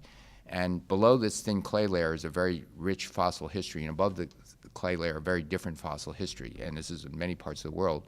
And the identification of the iridium, and paleontologists, geochemists didn't really know what this is about until they found out that that was a smoking gun signature for a very large meteorite hitting the Earth. And then years later, they found the remains of that meteorite actually using changes in the acceleration due to gravity of oil exploration. So what killed the last of the dinosaurs was not constipation, as suggested by some people. It was probably a large comet meteorite that hit the Earth, put up a huge plume, kind of like a winter for a couple of years, about 60% of all plant and animal life, mass extinction around the world. And that room was used actually for doing some of the things that did this. Okay, that was 15 years ago. The equipment was still on. That was really sad, and so I think that personal behavior, when you're done with the hood, close the hood. Turns out we can't do it automatically because it's a violation of some, health and safety rule. If you leave a hood on, one hood in a chemistry room, it has the energy of about 4 homes. That's a time average. A home is about 10 kilowatt energy use. One hood, because it's sucking in air, and in the winter it's sucking in cold air, and in the summer it's sucking in hot air. And so one lousy hood. And so what you have to do is you have to, get behavior to close it so there's only about that much when you're not using it. Okay. Yes? I'm Mark Boslow. I'm a worker bee scientist from Sandia National Labs in Albuquerque. And I think you made a very good case from the climate perspective, but your focus was on the best estimate for climate change, the kind of 50% probability level. I'm convening a session at the upcoming American Geophysical Union conference. My session is called Uncertainty Quantification and its Application to Climate Change. I've got a couple of abstracts in, one from MIT, one from Harvard, both independently estimating the 2% probability levels of one climate change this century and one climate sensitivity, which amount to about the same thing. And they're estimating as much as 8 degrees C increase with a 2% probability. Now in defense and in national security, we worry about worst cases. We prepare for the worst, we hope for the best. But an 8-degree climate change is extreme, and in fact, after the Alvarezes published their paper in 1980, people were speculating, well, what actually killed the dinosaurs, and it was climate change. And people speculated and estimated that a 10-degree change in temperature would be an extinction event. So there is a significant probability that there will be a very sudden change in the fossil record coming up very shortly. So here's the IPCC. This is the A1FI one. This is an MIT one, a more recent one. The IPCC one has a long tail. Actually, I claim that once you're in this region, 5 or 6 degrees, that's cataclysmic already. Okay, because that's the difference between us and the ice ages. And once you're at 5 or 6 degrees, you don't have to go to 8 degrees. You're looking at 3% species extinction. How can we as scientists communicate this without being accused of being alarmists? Well, it is alarming.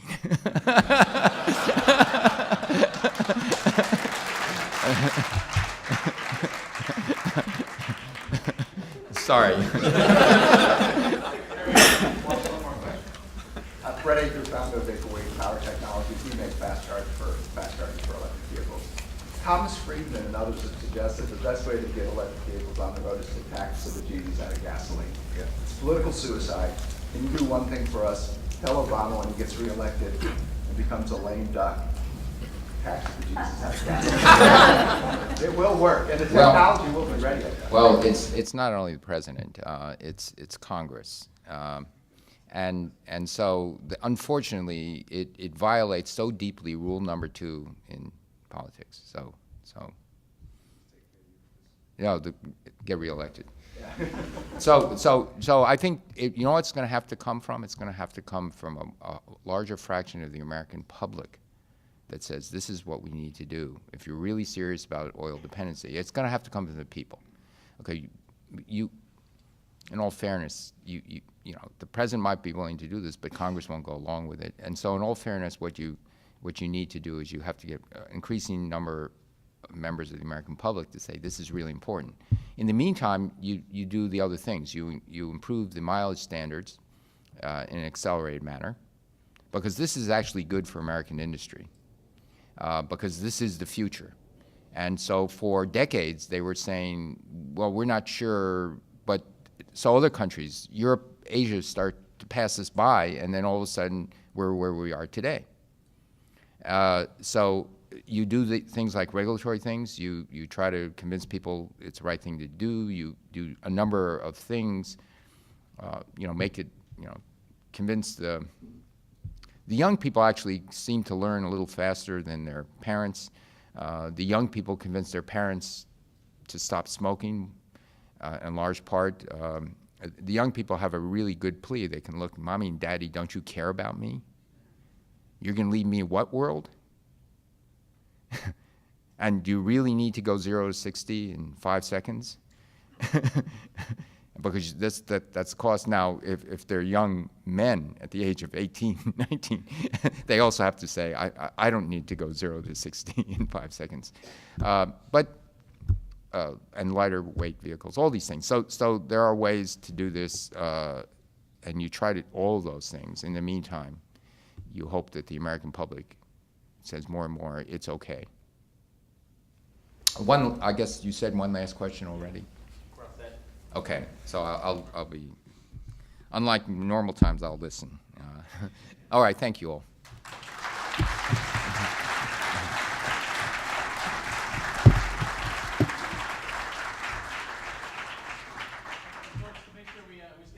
We're going to transition directly into the panel discussion here. So just 1 minute to get set up, and then we're going to go ahead and write it. Thank you. My name is Kathy Zoy, and I'm Assistant Secretary of Energy for all the really fun stuff at the Department, Energy Efficiency and Renewable Energy. Thank you to everybody for coming, and thank you to Secretary Chu for a fantastic session. What we're going to do now is see some real evidence, hear from some business folks that are creating jobs, making good investments here in the United States, doing great stuff. What the Secretary talked about is we're at the beginning of the next industrial revolution. And the next industrial revolution in this country is going to be about clean energy. And for this sort of transformation to happen, we need policy. And I was recently, about a few weeks ago, I was in Montana. And I was having a visit to one of a big weatherization program kickoff. And I was meeting with the editorial board of the Billings newspaper. And I said, look, we need this transformation to happen. She's like, yeah. And I said, this is one of those places where there's not necessarily widespread agreement that this transformation needs to happen, that we need this policy. She said, yeah, you're right. I said, what will it take for us to get the support across Montana for this clean energy transformation, for the policies that are necessary for this clean energy transformation? And she said, more wind turbines, more evidence, more tangible evidence that this is creating jobs in places like Montana. And it we had a conversation for a while, and it got to the point where it was basically back to that old adage of seeing is believing. And she told me about her father-in-law, who was a very, very kind of a conservative voter who was kind of skeptical, but he's also a farmer. And he is now making more money on his land, leasing it for wind turbines, than he was out of farming. And he said, now he's a believer. And so what we need to do is create more seeing is believing. And that's one of the things that we hope we're able to achieve in the speed and scale that's happening through the Recovery Act. So I just wanted to paint a picture for you of what's happening so far. Yesterday, as the Secretary mentioned, the President announced $3.4 billion in smart grid investments. And you can see on this map here that it's got wide coverage across America. So we're hoping that we're creating more seeing is believing. Here's the distribution of our Solar Recovery Act awards, again, widespread across this country. Here's where our Wind Energy Recovery Act awards, again, across various places around the country, the ones that have been announced so far. Here's our Clean Cities Recovery Act award distribution across this country. As the Secretary mentioned, our Battery and Electric Drive Manufacturing Awards, again, $2.4 billion getting invested. And this is just representing the direct federal investment. Of course, they'll be leveraging as these companies grow and build more facilities across the nation. Our Transportation Electrification Recovery Act award. Here's the 1603, the grants in lieu of tax credits for renewable energy projects, $1 billion of funding that has gotten broad geographic distribution across this country. And our fuel cell awards. And each of those stars on this map is now representing the summation of where we've gotten to so far in our investments. So this is fantastic. This is heartening. And it's a great start. But then I ask a question, is this data, is this geographic distribution enough to persuade policymakers here in Washington and across the country that clean energy is here, it's ready, it's big, it's ramping up, it's creating jobs?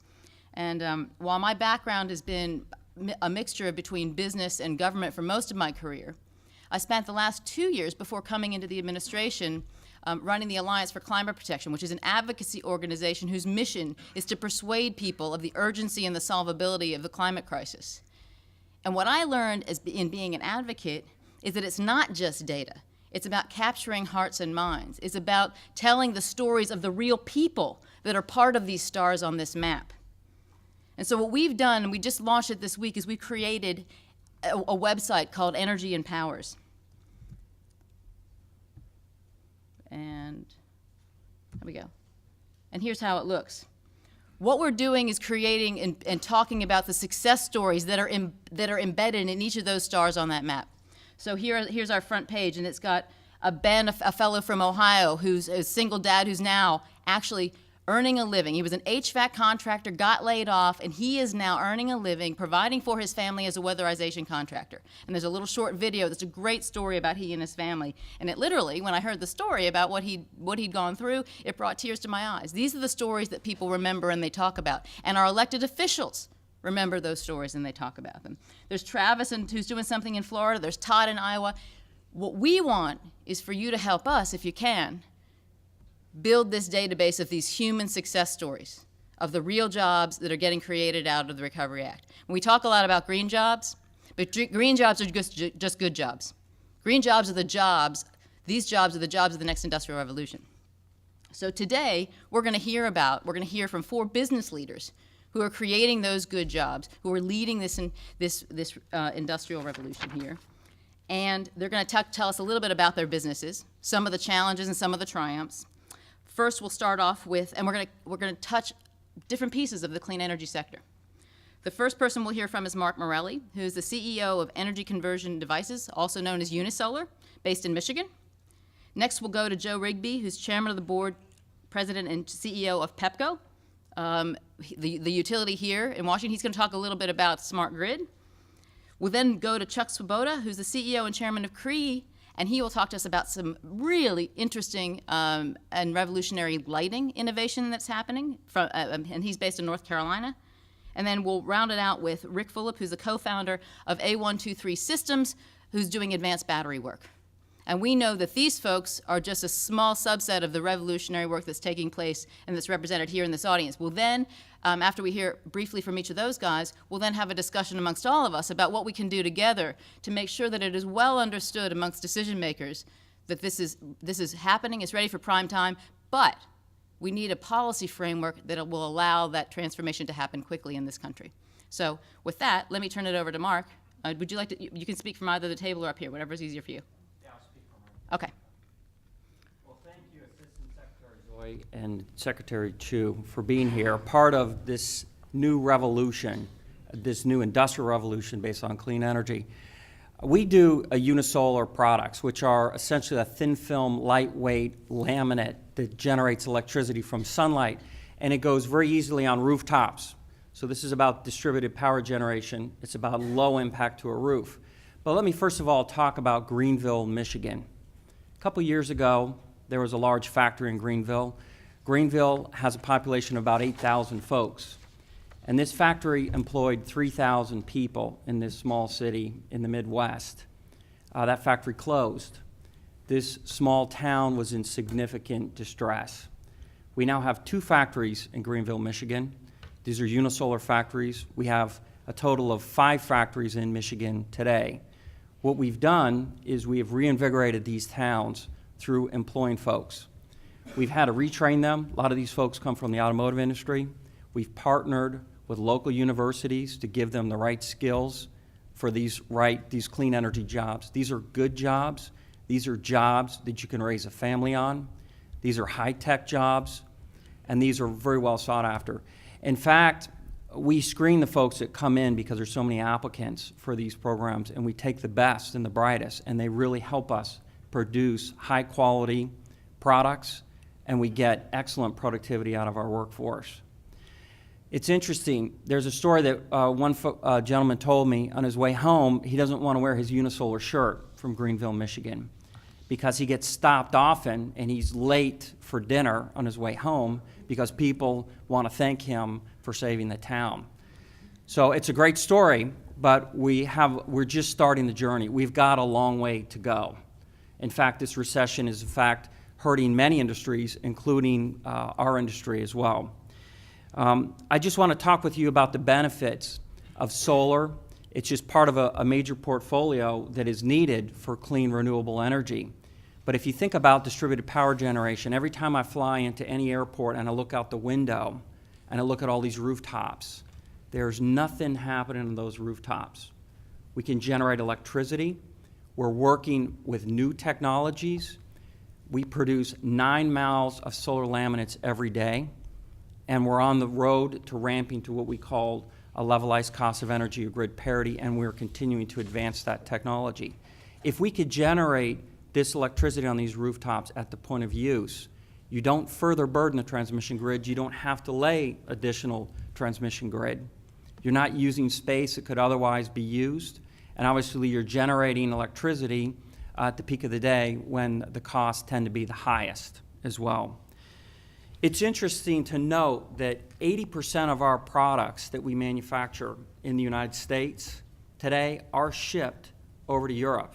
They go to France, they go to Italy, they go to Spain, they go to Germany.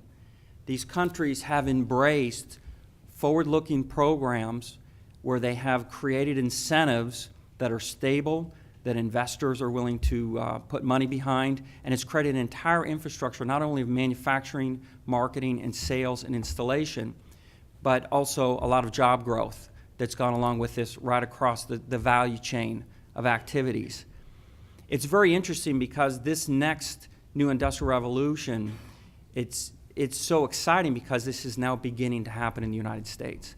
In fact, the programs that are being done here through the DOE loan guarantee program, the tax incentives, a lot of the activities that are being pushed forward by the government, the DOE, we want to thank the DOE. It must be a tremendous task to be able to go through and initiate all of these new programs that are all coming out at once.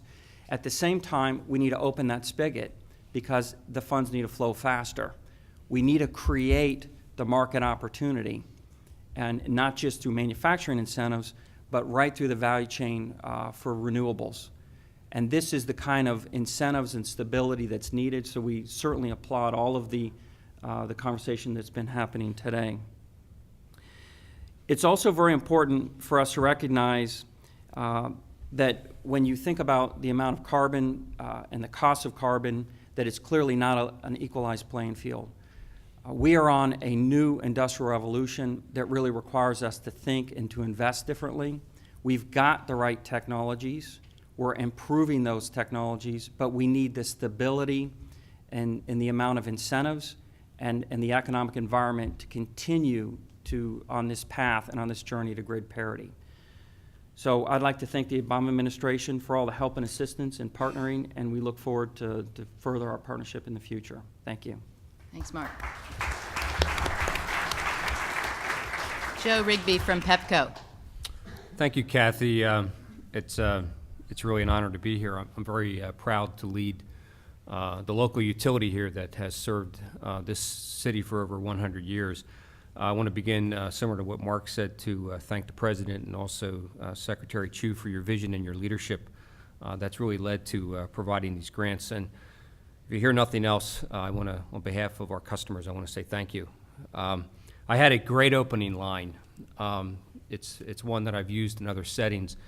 It goes something like the fact that at PEPCO, we frequently talk about if Thomas Edison was magically transported back here and looked at the distribution system, he would say that nothing much has changed.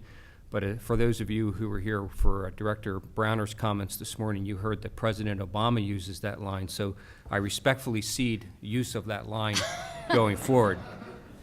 I've been around for 30 years and started my career at Atlantic City Electric. I'm a lifer, I'm a vet. And what's most exciting to me on a personal level is that I'm going to experience over the last phase of my career the actual transformation of our delivery system. This is real. We're going to transform how we're going to deliver energy. We're going to help our customers save money. We're going to address the key environmental issues, and we're going to create jobs as we go through it. This is particularly exciting to us. We've embarked on a journey about 4 or 5 years ago that was pretty much driven from some of the similar comments that Secretary Chu made, that our view of the future is one where energy costs are going to go up, our customers are going to struggle. We need to deal with some key domestic and international issues, and we need to wrestle down the environmental issues that face our society. And we're a company that has a very, very small, relatively small generation fleet. I mean, we're not big into generation. We have about 4,500 megawatts of about, it's primarily natural gas fired, so it's on a relative level, it's a small carbon footprint. What our company is all about is wires and poles and how we deliver that energy to our customers. We began looking at not just really at the meter, but all the way back to our system controls of how we needed to integrate, update our business system such that we would be able to deliver timely information that would help our customers better manage their energy usage, frankly, use less of our product, which is somewhat counterintuitive when you think about it. But it's the right thing to do, and more often than not, when you're doing the right thing, you typically will have, in fact, a good business outcome. About 2 years ago, we identified just a shade under $500 million of spending across our service territory. We operate in 4 states, including the District of Columbia. So yesterday's announcement that we would be the recipients of $168 million has a huge impact for us because it's costs that our customers would otherwise have to pay for. So yesterday was a big win for our customers. We're ready to deploy. Over the last 12 months, we've made our key technological decisions. We've already identified the technology that's going to reside within the meter. We've picked our meter manufacturers. We've done just about all of the backhaul system work that we need to do to begin to deploy this, and we've also retained a meter deployment vendor, so we're ready to roll. And we're actually going to begin deployment of our smart grid in the state of Delaware, and we're ready to now accelerate our plans here in the District of Columbia and also in Maryland, so we are, in fact, in our views, shovel ready. We anticipate that we're going to create and be able to maintain hundreds of jobs. We're going to be installing 1.4 million meters across homes and businesses in the District of Columbia, Maryland, and Delaware. We eventually plan to do this in the state of New Jersey. One of the reasons why we haven't is because in our dialogue with the regulators there, they haven't seen that smart meters are integral to the smart grid yet. So, and I want to come back and talk about that as one of the challenges. So we're going to be employing technicians that will complete the deployment. We'll be doing about 3,000 meters a day as we move methodically throughout our service territory. But there's also going to be technicians to install and maintain the field communication devices, engineers to design systems, program managers to oversee the work, and energy advisors, not call center reps, energy advisors to communicate with our customers so that they understand the information and they're going to be able to take advantage of the tools to better manage their energy usage.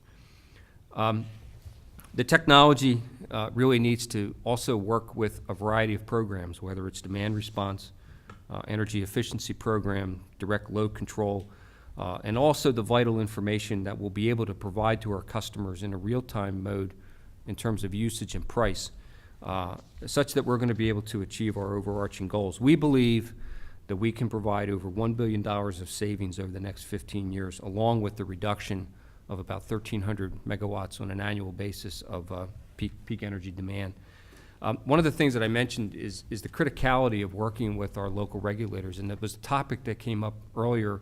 I think Director Browner commented that not everybody's in the same place, and as the company that interacts at the local level, working with key stakeholders like our regulator is critically important because they stand in a very, very difficult place.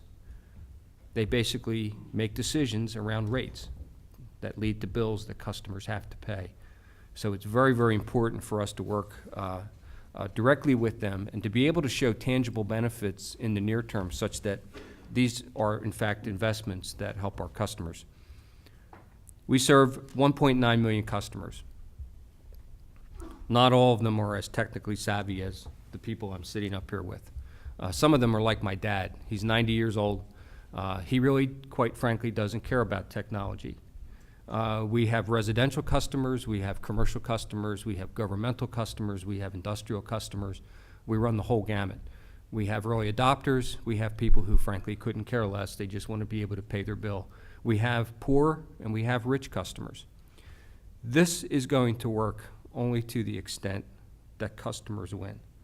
So one of the great challenges I think we face is not just on the technical end. It's on our ability to educate our customers, to meet them where they are, to help them understand that these tools are in fact going to help them in their everyday lives. And so really what success in my mind is not just going to be defined by how technically competent this all is. It's whether or not we leave anybody behind. And I think that's quite an ambitious thing. It's going to take us a couple years. People think about the smart grid.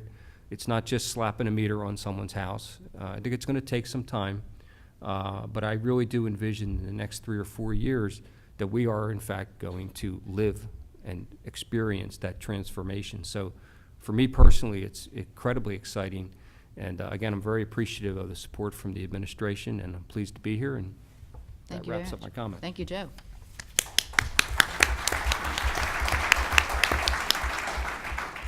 Chuck from Cree. Thanks. I really appreciate the chance to be here. You know, the Cree story started in 1987 with 5 guys at NC State University who had a government R&D contract to invent some new semiconductor materials. The only thing they didn't have was a market, and actually they didn't have a product, but they had an idea. So they decided to form a company that's really based around the idea that they were going to innovate and solve problems that needed to be solved, and that's what drives business.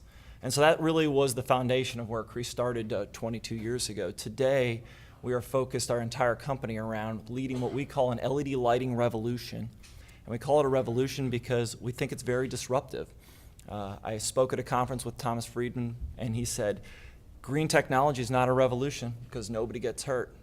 And I maybe wisely or unwisely followed him up and said, well, guess what? LED lighting is a revolution because someone's going to get hurt. And I said, because we're going to hurt the light bulb companies because they're in the business of convincing us to buy an inferior product that wastes energy that's a bad business decision. And so I think we have to change people's thinking about that, and that's really the mission of our company.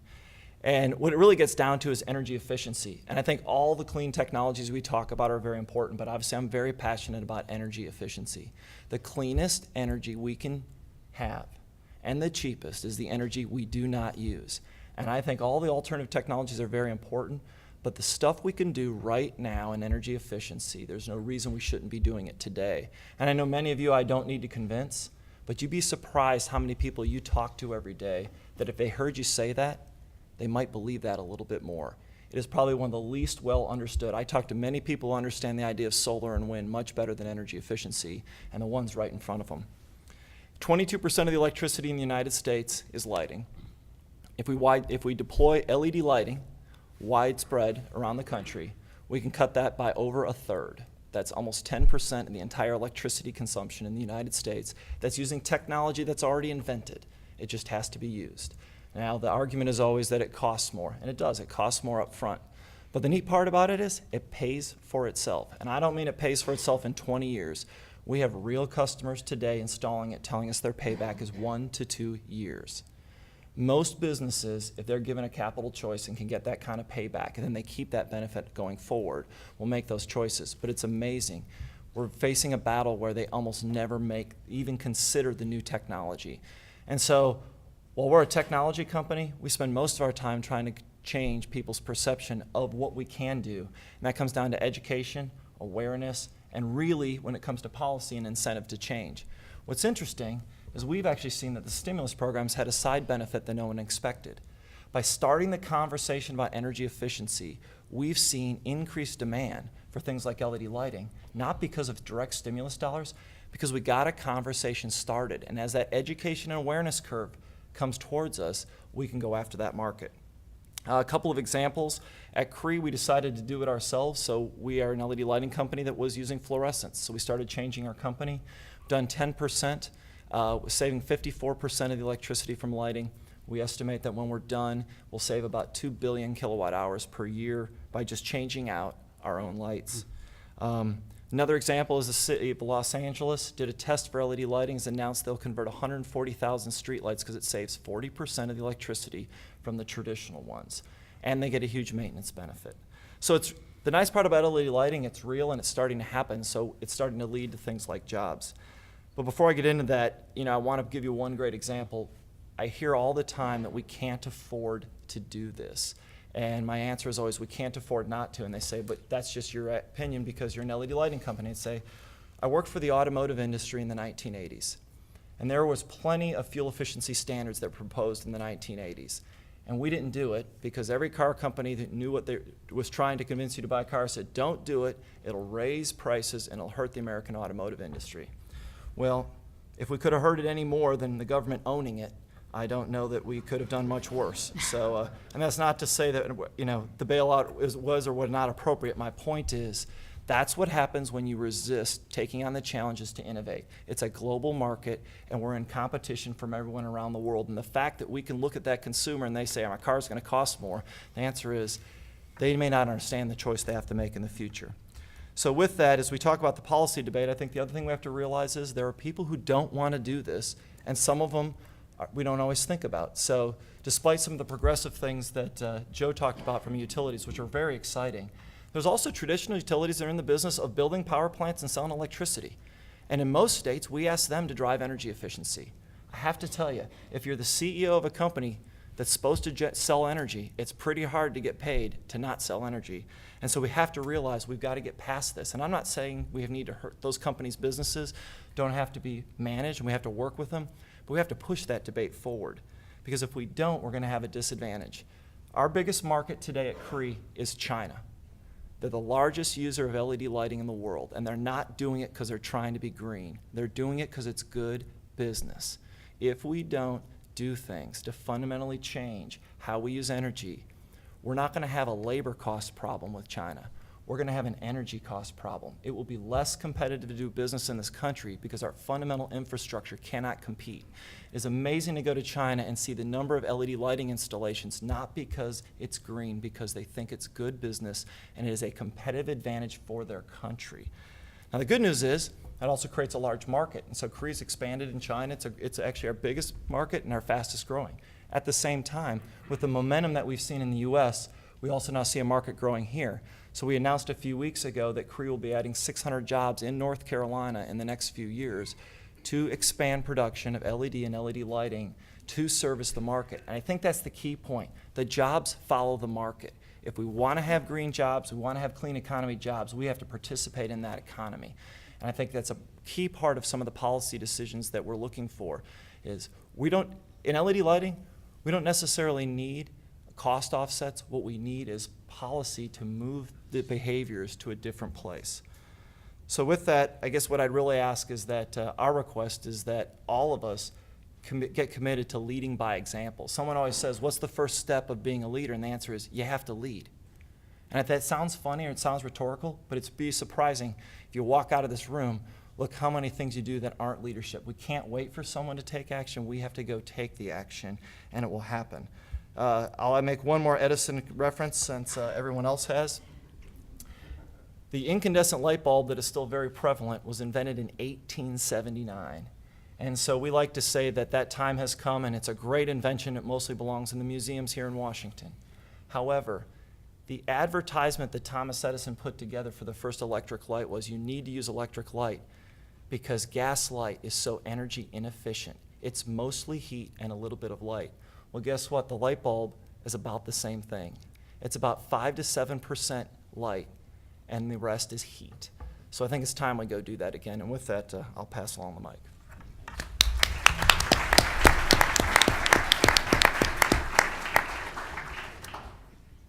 Okay, so Rick is going to use a couple of slides, and again, let's just, what we're going to do is have about 5 more minutes, and then we'll have a discussion. So Rick, A123. Thank you very much for having me here, and thank you, Secretary Choi and Secretary Chu, for inviting our company to this panel and all the support from the Department of Energy since the foundation of our company many years ago. I'll give you a quick history about A123 Systems, and one of the things that's unique about our company is that the first dollar that came into our business when we were just 3 people out of MIT came from the Department of Energy. It was, at that time, I would say 8 years ago, venture capitalists didn't want to have anything to do with anything that had more than one. Basically, if it had a wheel on it, they didn't want to touch it. So from a point of view of transportation, it wasn't really a sexy place to be investing at that time. And the Vehicle Technologies Office at the Department of Energy was very supportive and provided us with a $100,000 SBIR grant. Subsequently, we raised venture capital from Sequoia and other leading venture firms. And so we thank them for that. We're today one of the leading providers of phosphate-based lithium ion. That's a specific chemistry. We've raised over $350 million pre our IPO, which was about a month ago, and since then we have an additional $440 million of cash that we raised. We have close to 1,900 employees in the business, and we've been supported quite a bit by General Electric, who's grown to be our largest shareholder. We are a leading recipient of USABC funding, about $27.5 million through 2 programs, and we have a plan to invest about $1 billion as a company over the next 3 years to expand capacity, a lot of it with support from the government. We've been validated by lots of customers. You can see them here in this list, and I think one of the unique things about our company is that we are not only in mass production with large customers like Daimler, and this year we're starting production also with Volvo and Magna, but also with customers outside of automotive in the electric grid, companies like AES that use our products, et cetera. This is an interesting slide, and it goes to the point that the technologies that you're going to see over the next 5 years are going to enable a brand new set of performance that really wasn't available before, and we're really employing new technologies. And that's what's going to allow us to do things that are very different. I have a slide here that shows you a little bit about the different products that we make. We started with power tools, which is in the far left, and you can see in the middle these very large grid installations of multi-megawatt size grid storage, and we're the leading supplier of products in that space. So if you had a large solar plant or a large wind farm, you can then use these products to integrate those renewables into the grid. And then on the far right, we're the largest supplier of batteries for heavy-duty hybrids. So in the picture at the bottom right, you see the Orion 7 bus is the #1 selling hybrid bus in the world. So if you go to New York City and get on a bus and it says Clean Air Hybrid on it, it probably has our batteries in it. I think we all agree that if you're going to have more efficient transportation, you're going to need to use electric drive components in that transportation mix, because electric drive is a lot more efficient than internal combustion systems. And there's many studies that project this is going to be a very large market, and we need the United States to have a competitive slice of that pie. This is a study from A.T. Kearney that projects in the passenger segment alone that this will be a $74 billion market by 2020, which is a significant opportunity for lithium-ion. Like Secretary Chu mentioned earlier, a lot of this production today has occurred overseas in Asia, in places like Japan and Korea and China. We are aggressively moving to put production in North America, but we're also securing customers in those regions, which is actually unique. We make the batteries for the ROE 750, which is the first mass-produced hybrid by a Chinese OEM with Shanghai Automotive. We announced today a partnership with Ishikawa-jima Harima Heavy Industries, which is a very large company out of Japan that's a major tier 1 to all the major Japanese OEMs, and we're working on several programs to get share not only in North America and in Europe, but also go straight to where our competitors' home base is, which is Japan and Korea. This shows you a quick list of some of our customer traction and companies that we work with. And if you look at that commercial footprint, you can see that a lot of it is still in development, but there is a portion that's already in mass production, like what you see on the far right of this chart. And I would say it's interesting to note that some of the leading customers, like BMW and Mercedes-Benz, have selected our products for production to compete with their Asian counterparts like Lexus and other brands that they now see a significant competitive threat with. So we look forward to serving that market aggressively. We make products. This is an interesting point in terms of technology, because if you think about a Prius, the power density of a Prius is about 1,500 watts per kilogram. And what you see on this chart is about 20,000 watts per kilogram. This is a product we developed for the Formula One market for Mercedes-Benz. And it's a significant performance differential. If you look at most of the competitive products in our space, they're in the 3,000 watt per kilogram range. So we have in the United States, a significant technology lead that we can then employ to really gain share in this space as we move forward. And I think that what you'll see is something similar to what happened in the solar industry. If you went back 7 or 8 years, the major producers were Sharp and Kyocera, and they really had #1 share at that time. And if you look at the market today, the #1 market share company is First Solar, which is a U.S. company, or you have other folks overseas, SunPower and Qcells, that are also of substantial size. But there was a change in the market share landscape over the last 7 years in that space. And I think you're going to see a similar change in the market share landscape in advanced batteries, especially large format. So I'm excited about that. The last point I want to talk to is really transportation and grid. There is a nexus there. And once you have batteries that last more than 10 years and have extreme durability, you can then start to employ them on the grid.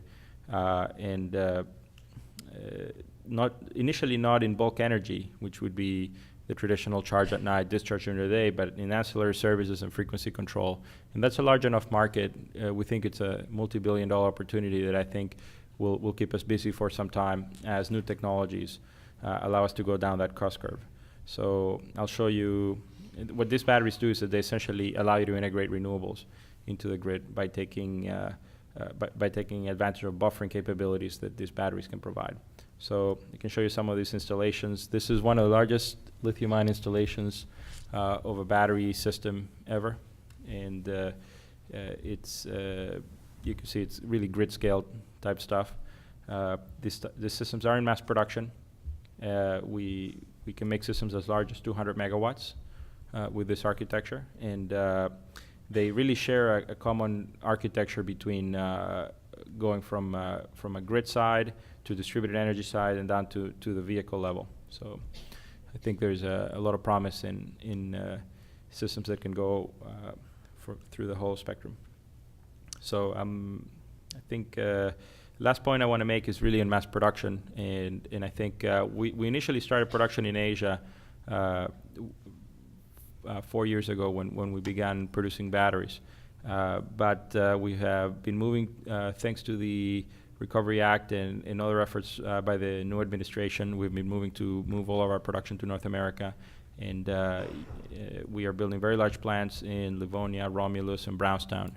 And we're doing that with support of several programs that you can see in this page. And that gives us a significant capital leverage that will provide us with a very competitive position going forward.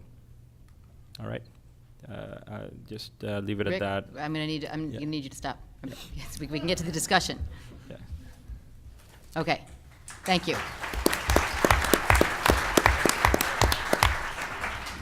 It's a great story, and they're all great slides, but there's so many. Thanks. All right. So let me pose a question to you.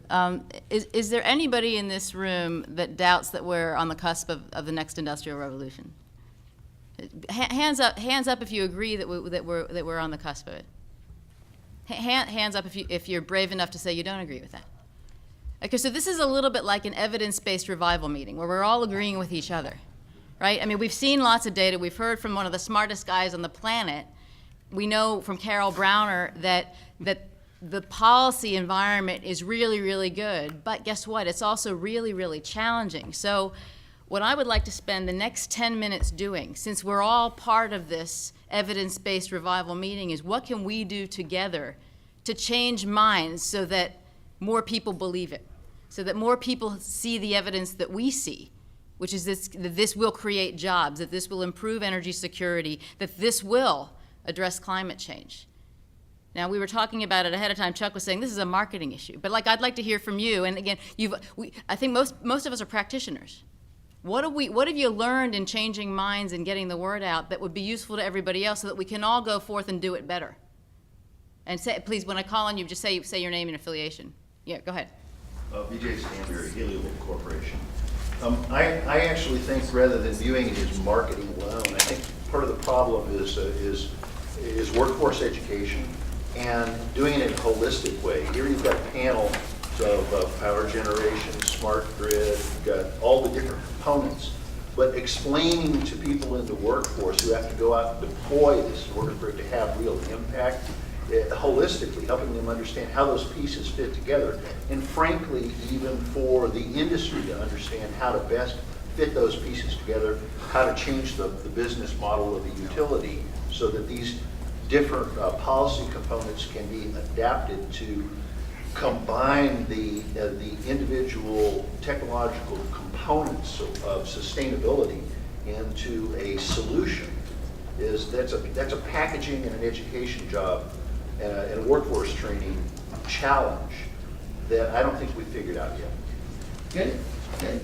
Yeah, blue shirt. Blue shirt, that probably limits it a lot.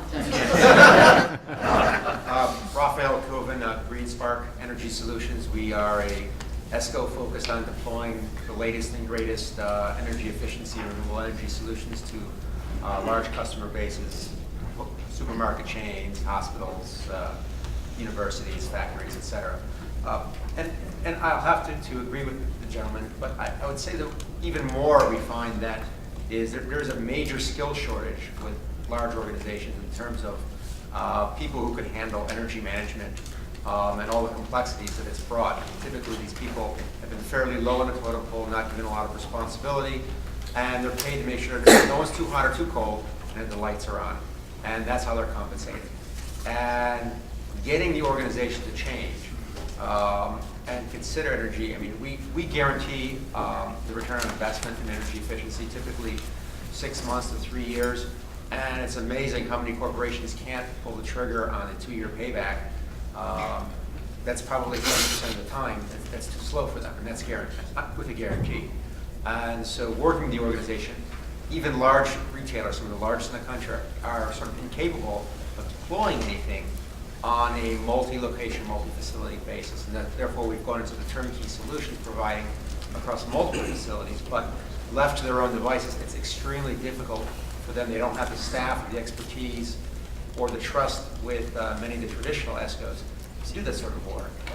It's organizationally, probably, we see that as the biggest challenge. You're essentially saying your customers need to understand the value proposition better, because at this point they're paralyzed by the apparent complexity of the decision.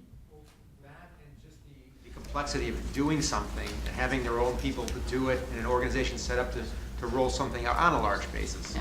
Yeah. Okay, way in the back. My name is Mike Jung. I work with Silver Spring Networks. We're very pleased to be working with Pepco as well as other utilities that collectively serve about 1 in 5 U.S. customers, connecting them to the smart grid.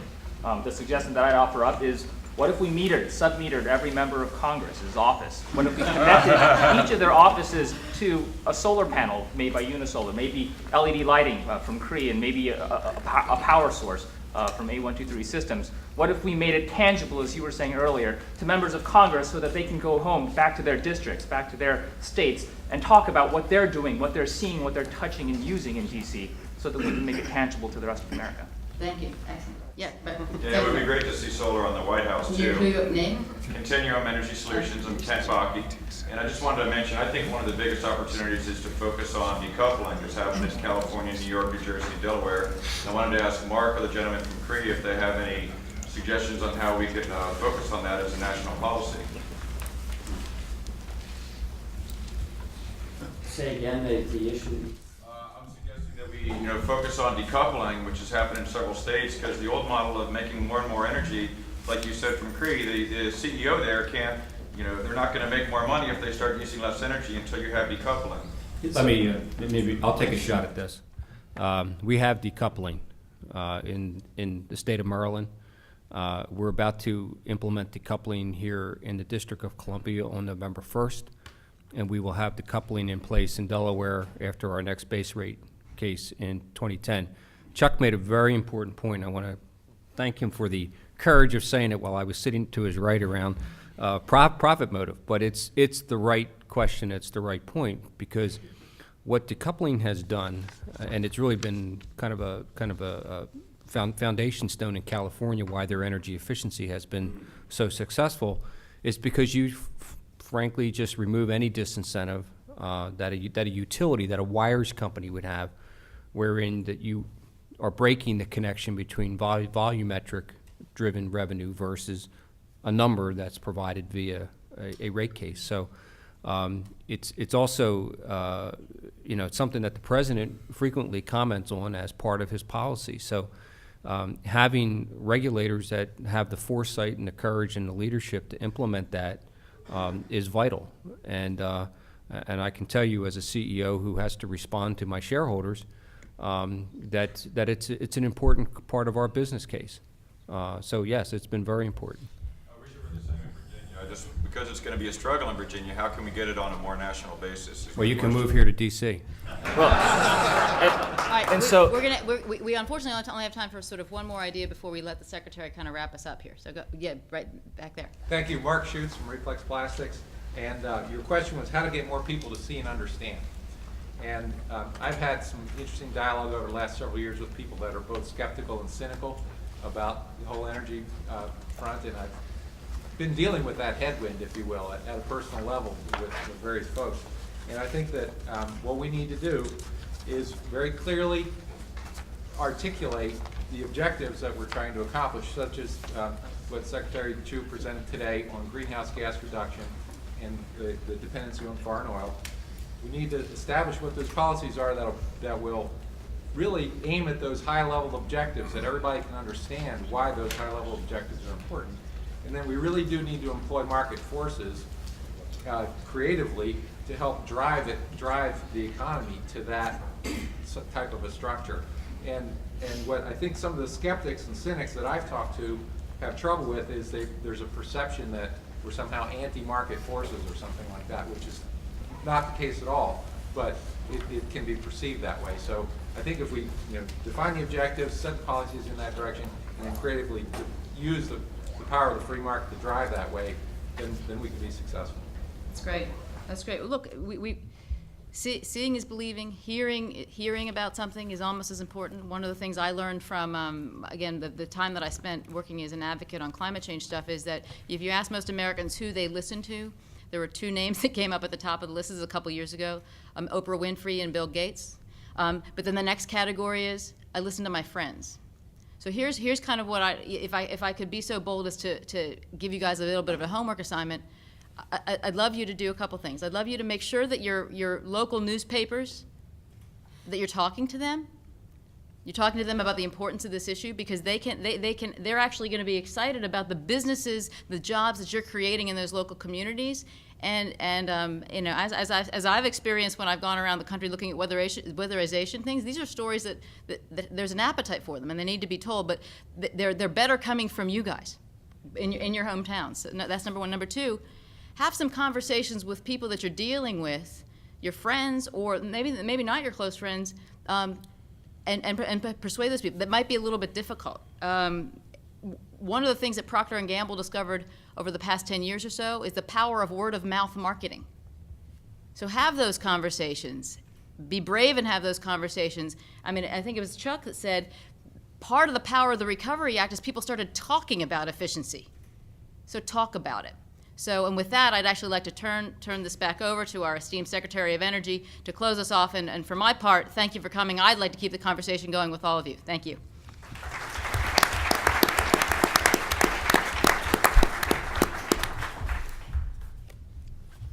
Thank you, Kathy. So I just wanted to make a few remarks concerning this. A comprehensive energy bill is before the Senate. I look to you to make your views known. Your business leaders in the community, you know it's going to need some effort. There are other business leaders in the community who may not share the views you share. Their voices are being heard. Yours should be heard as well.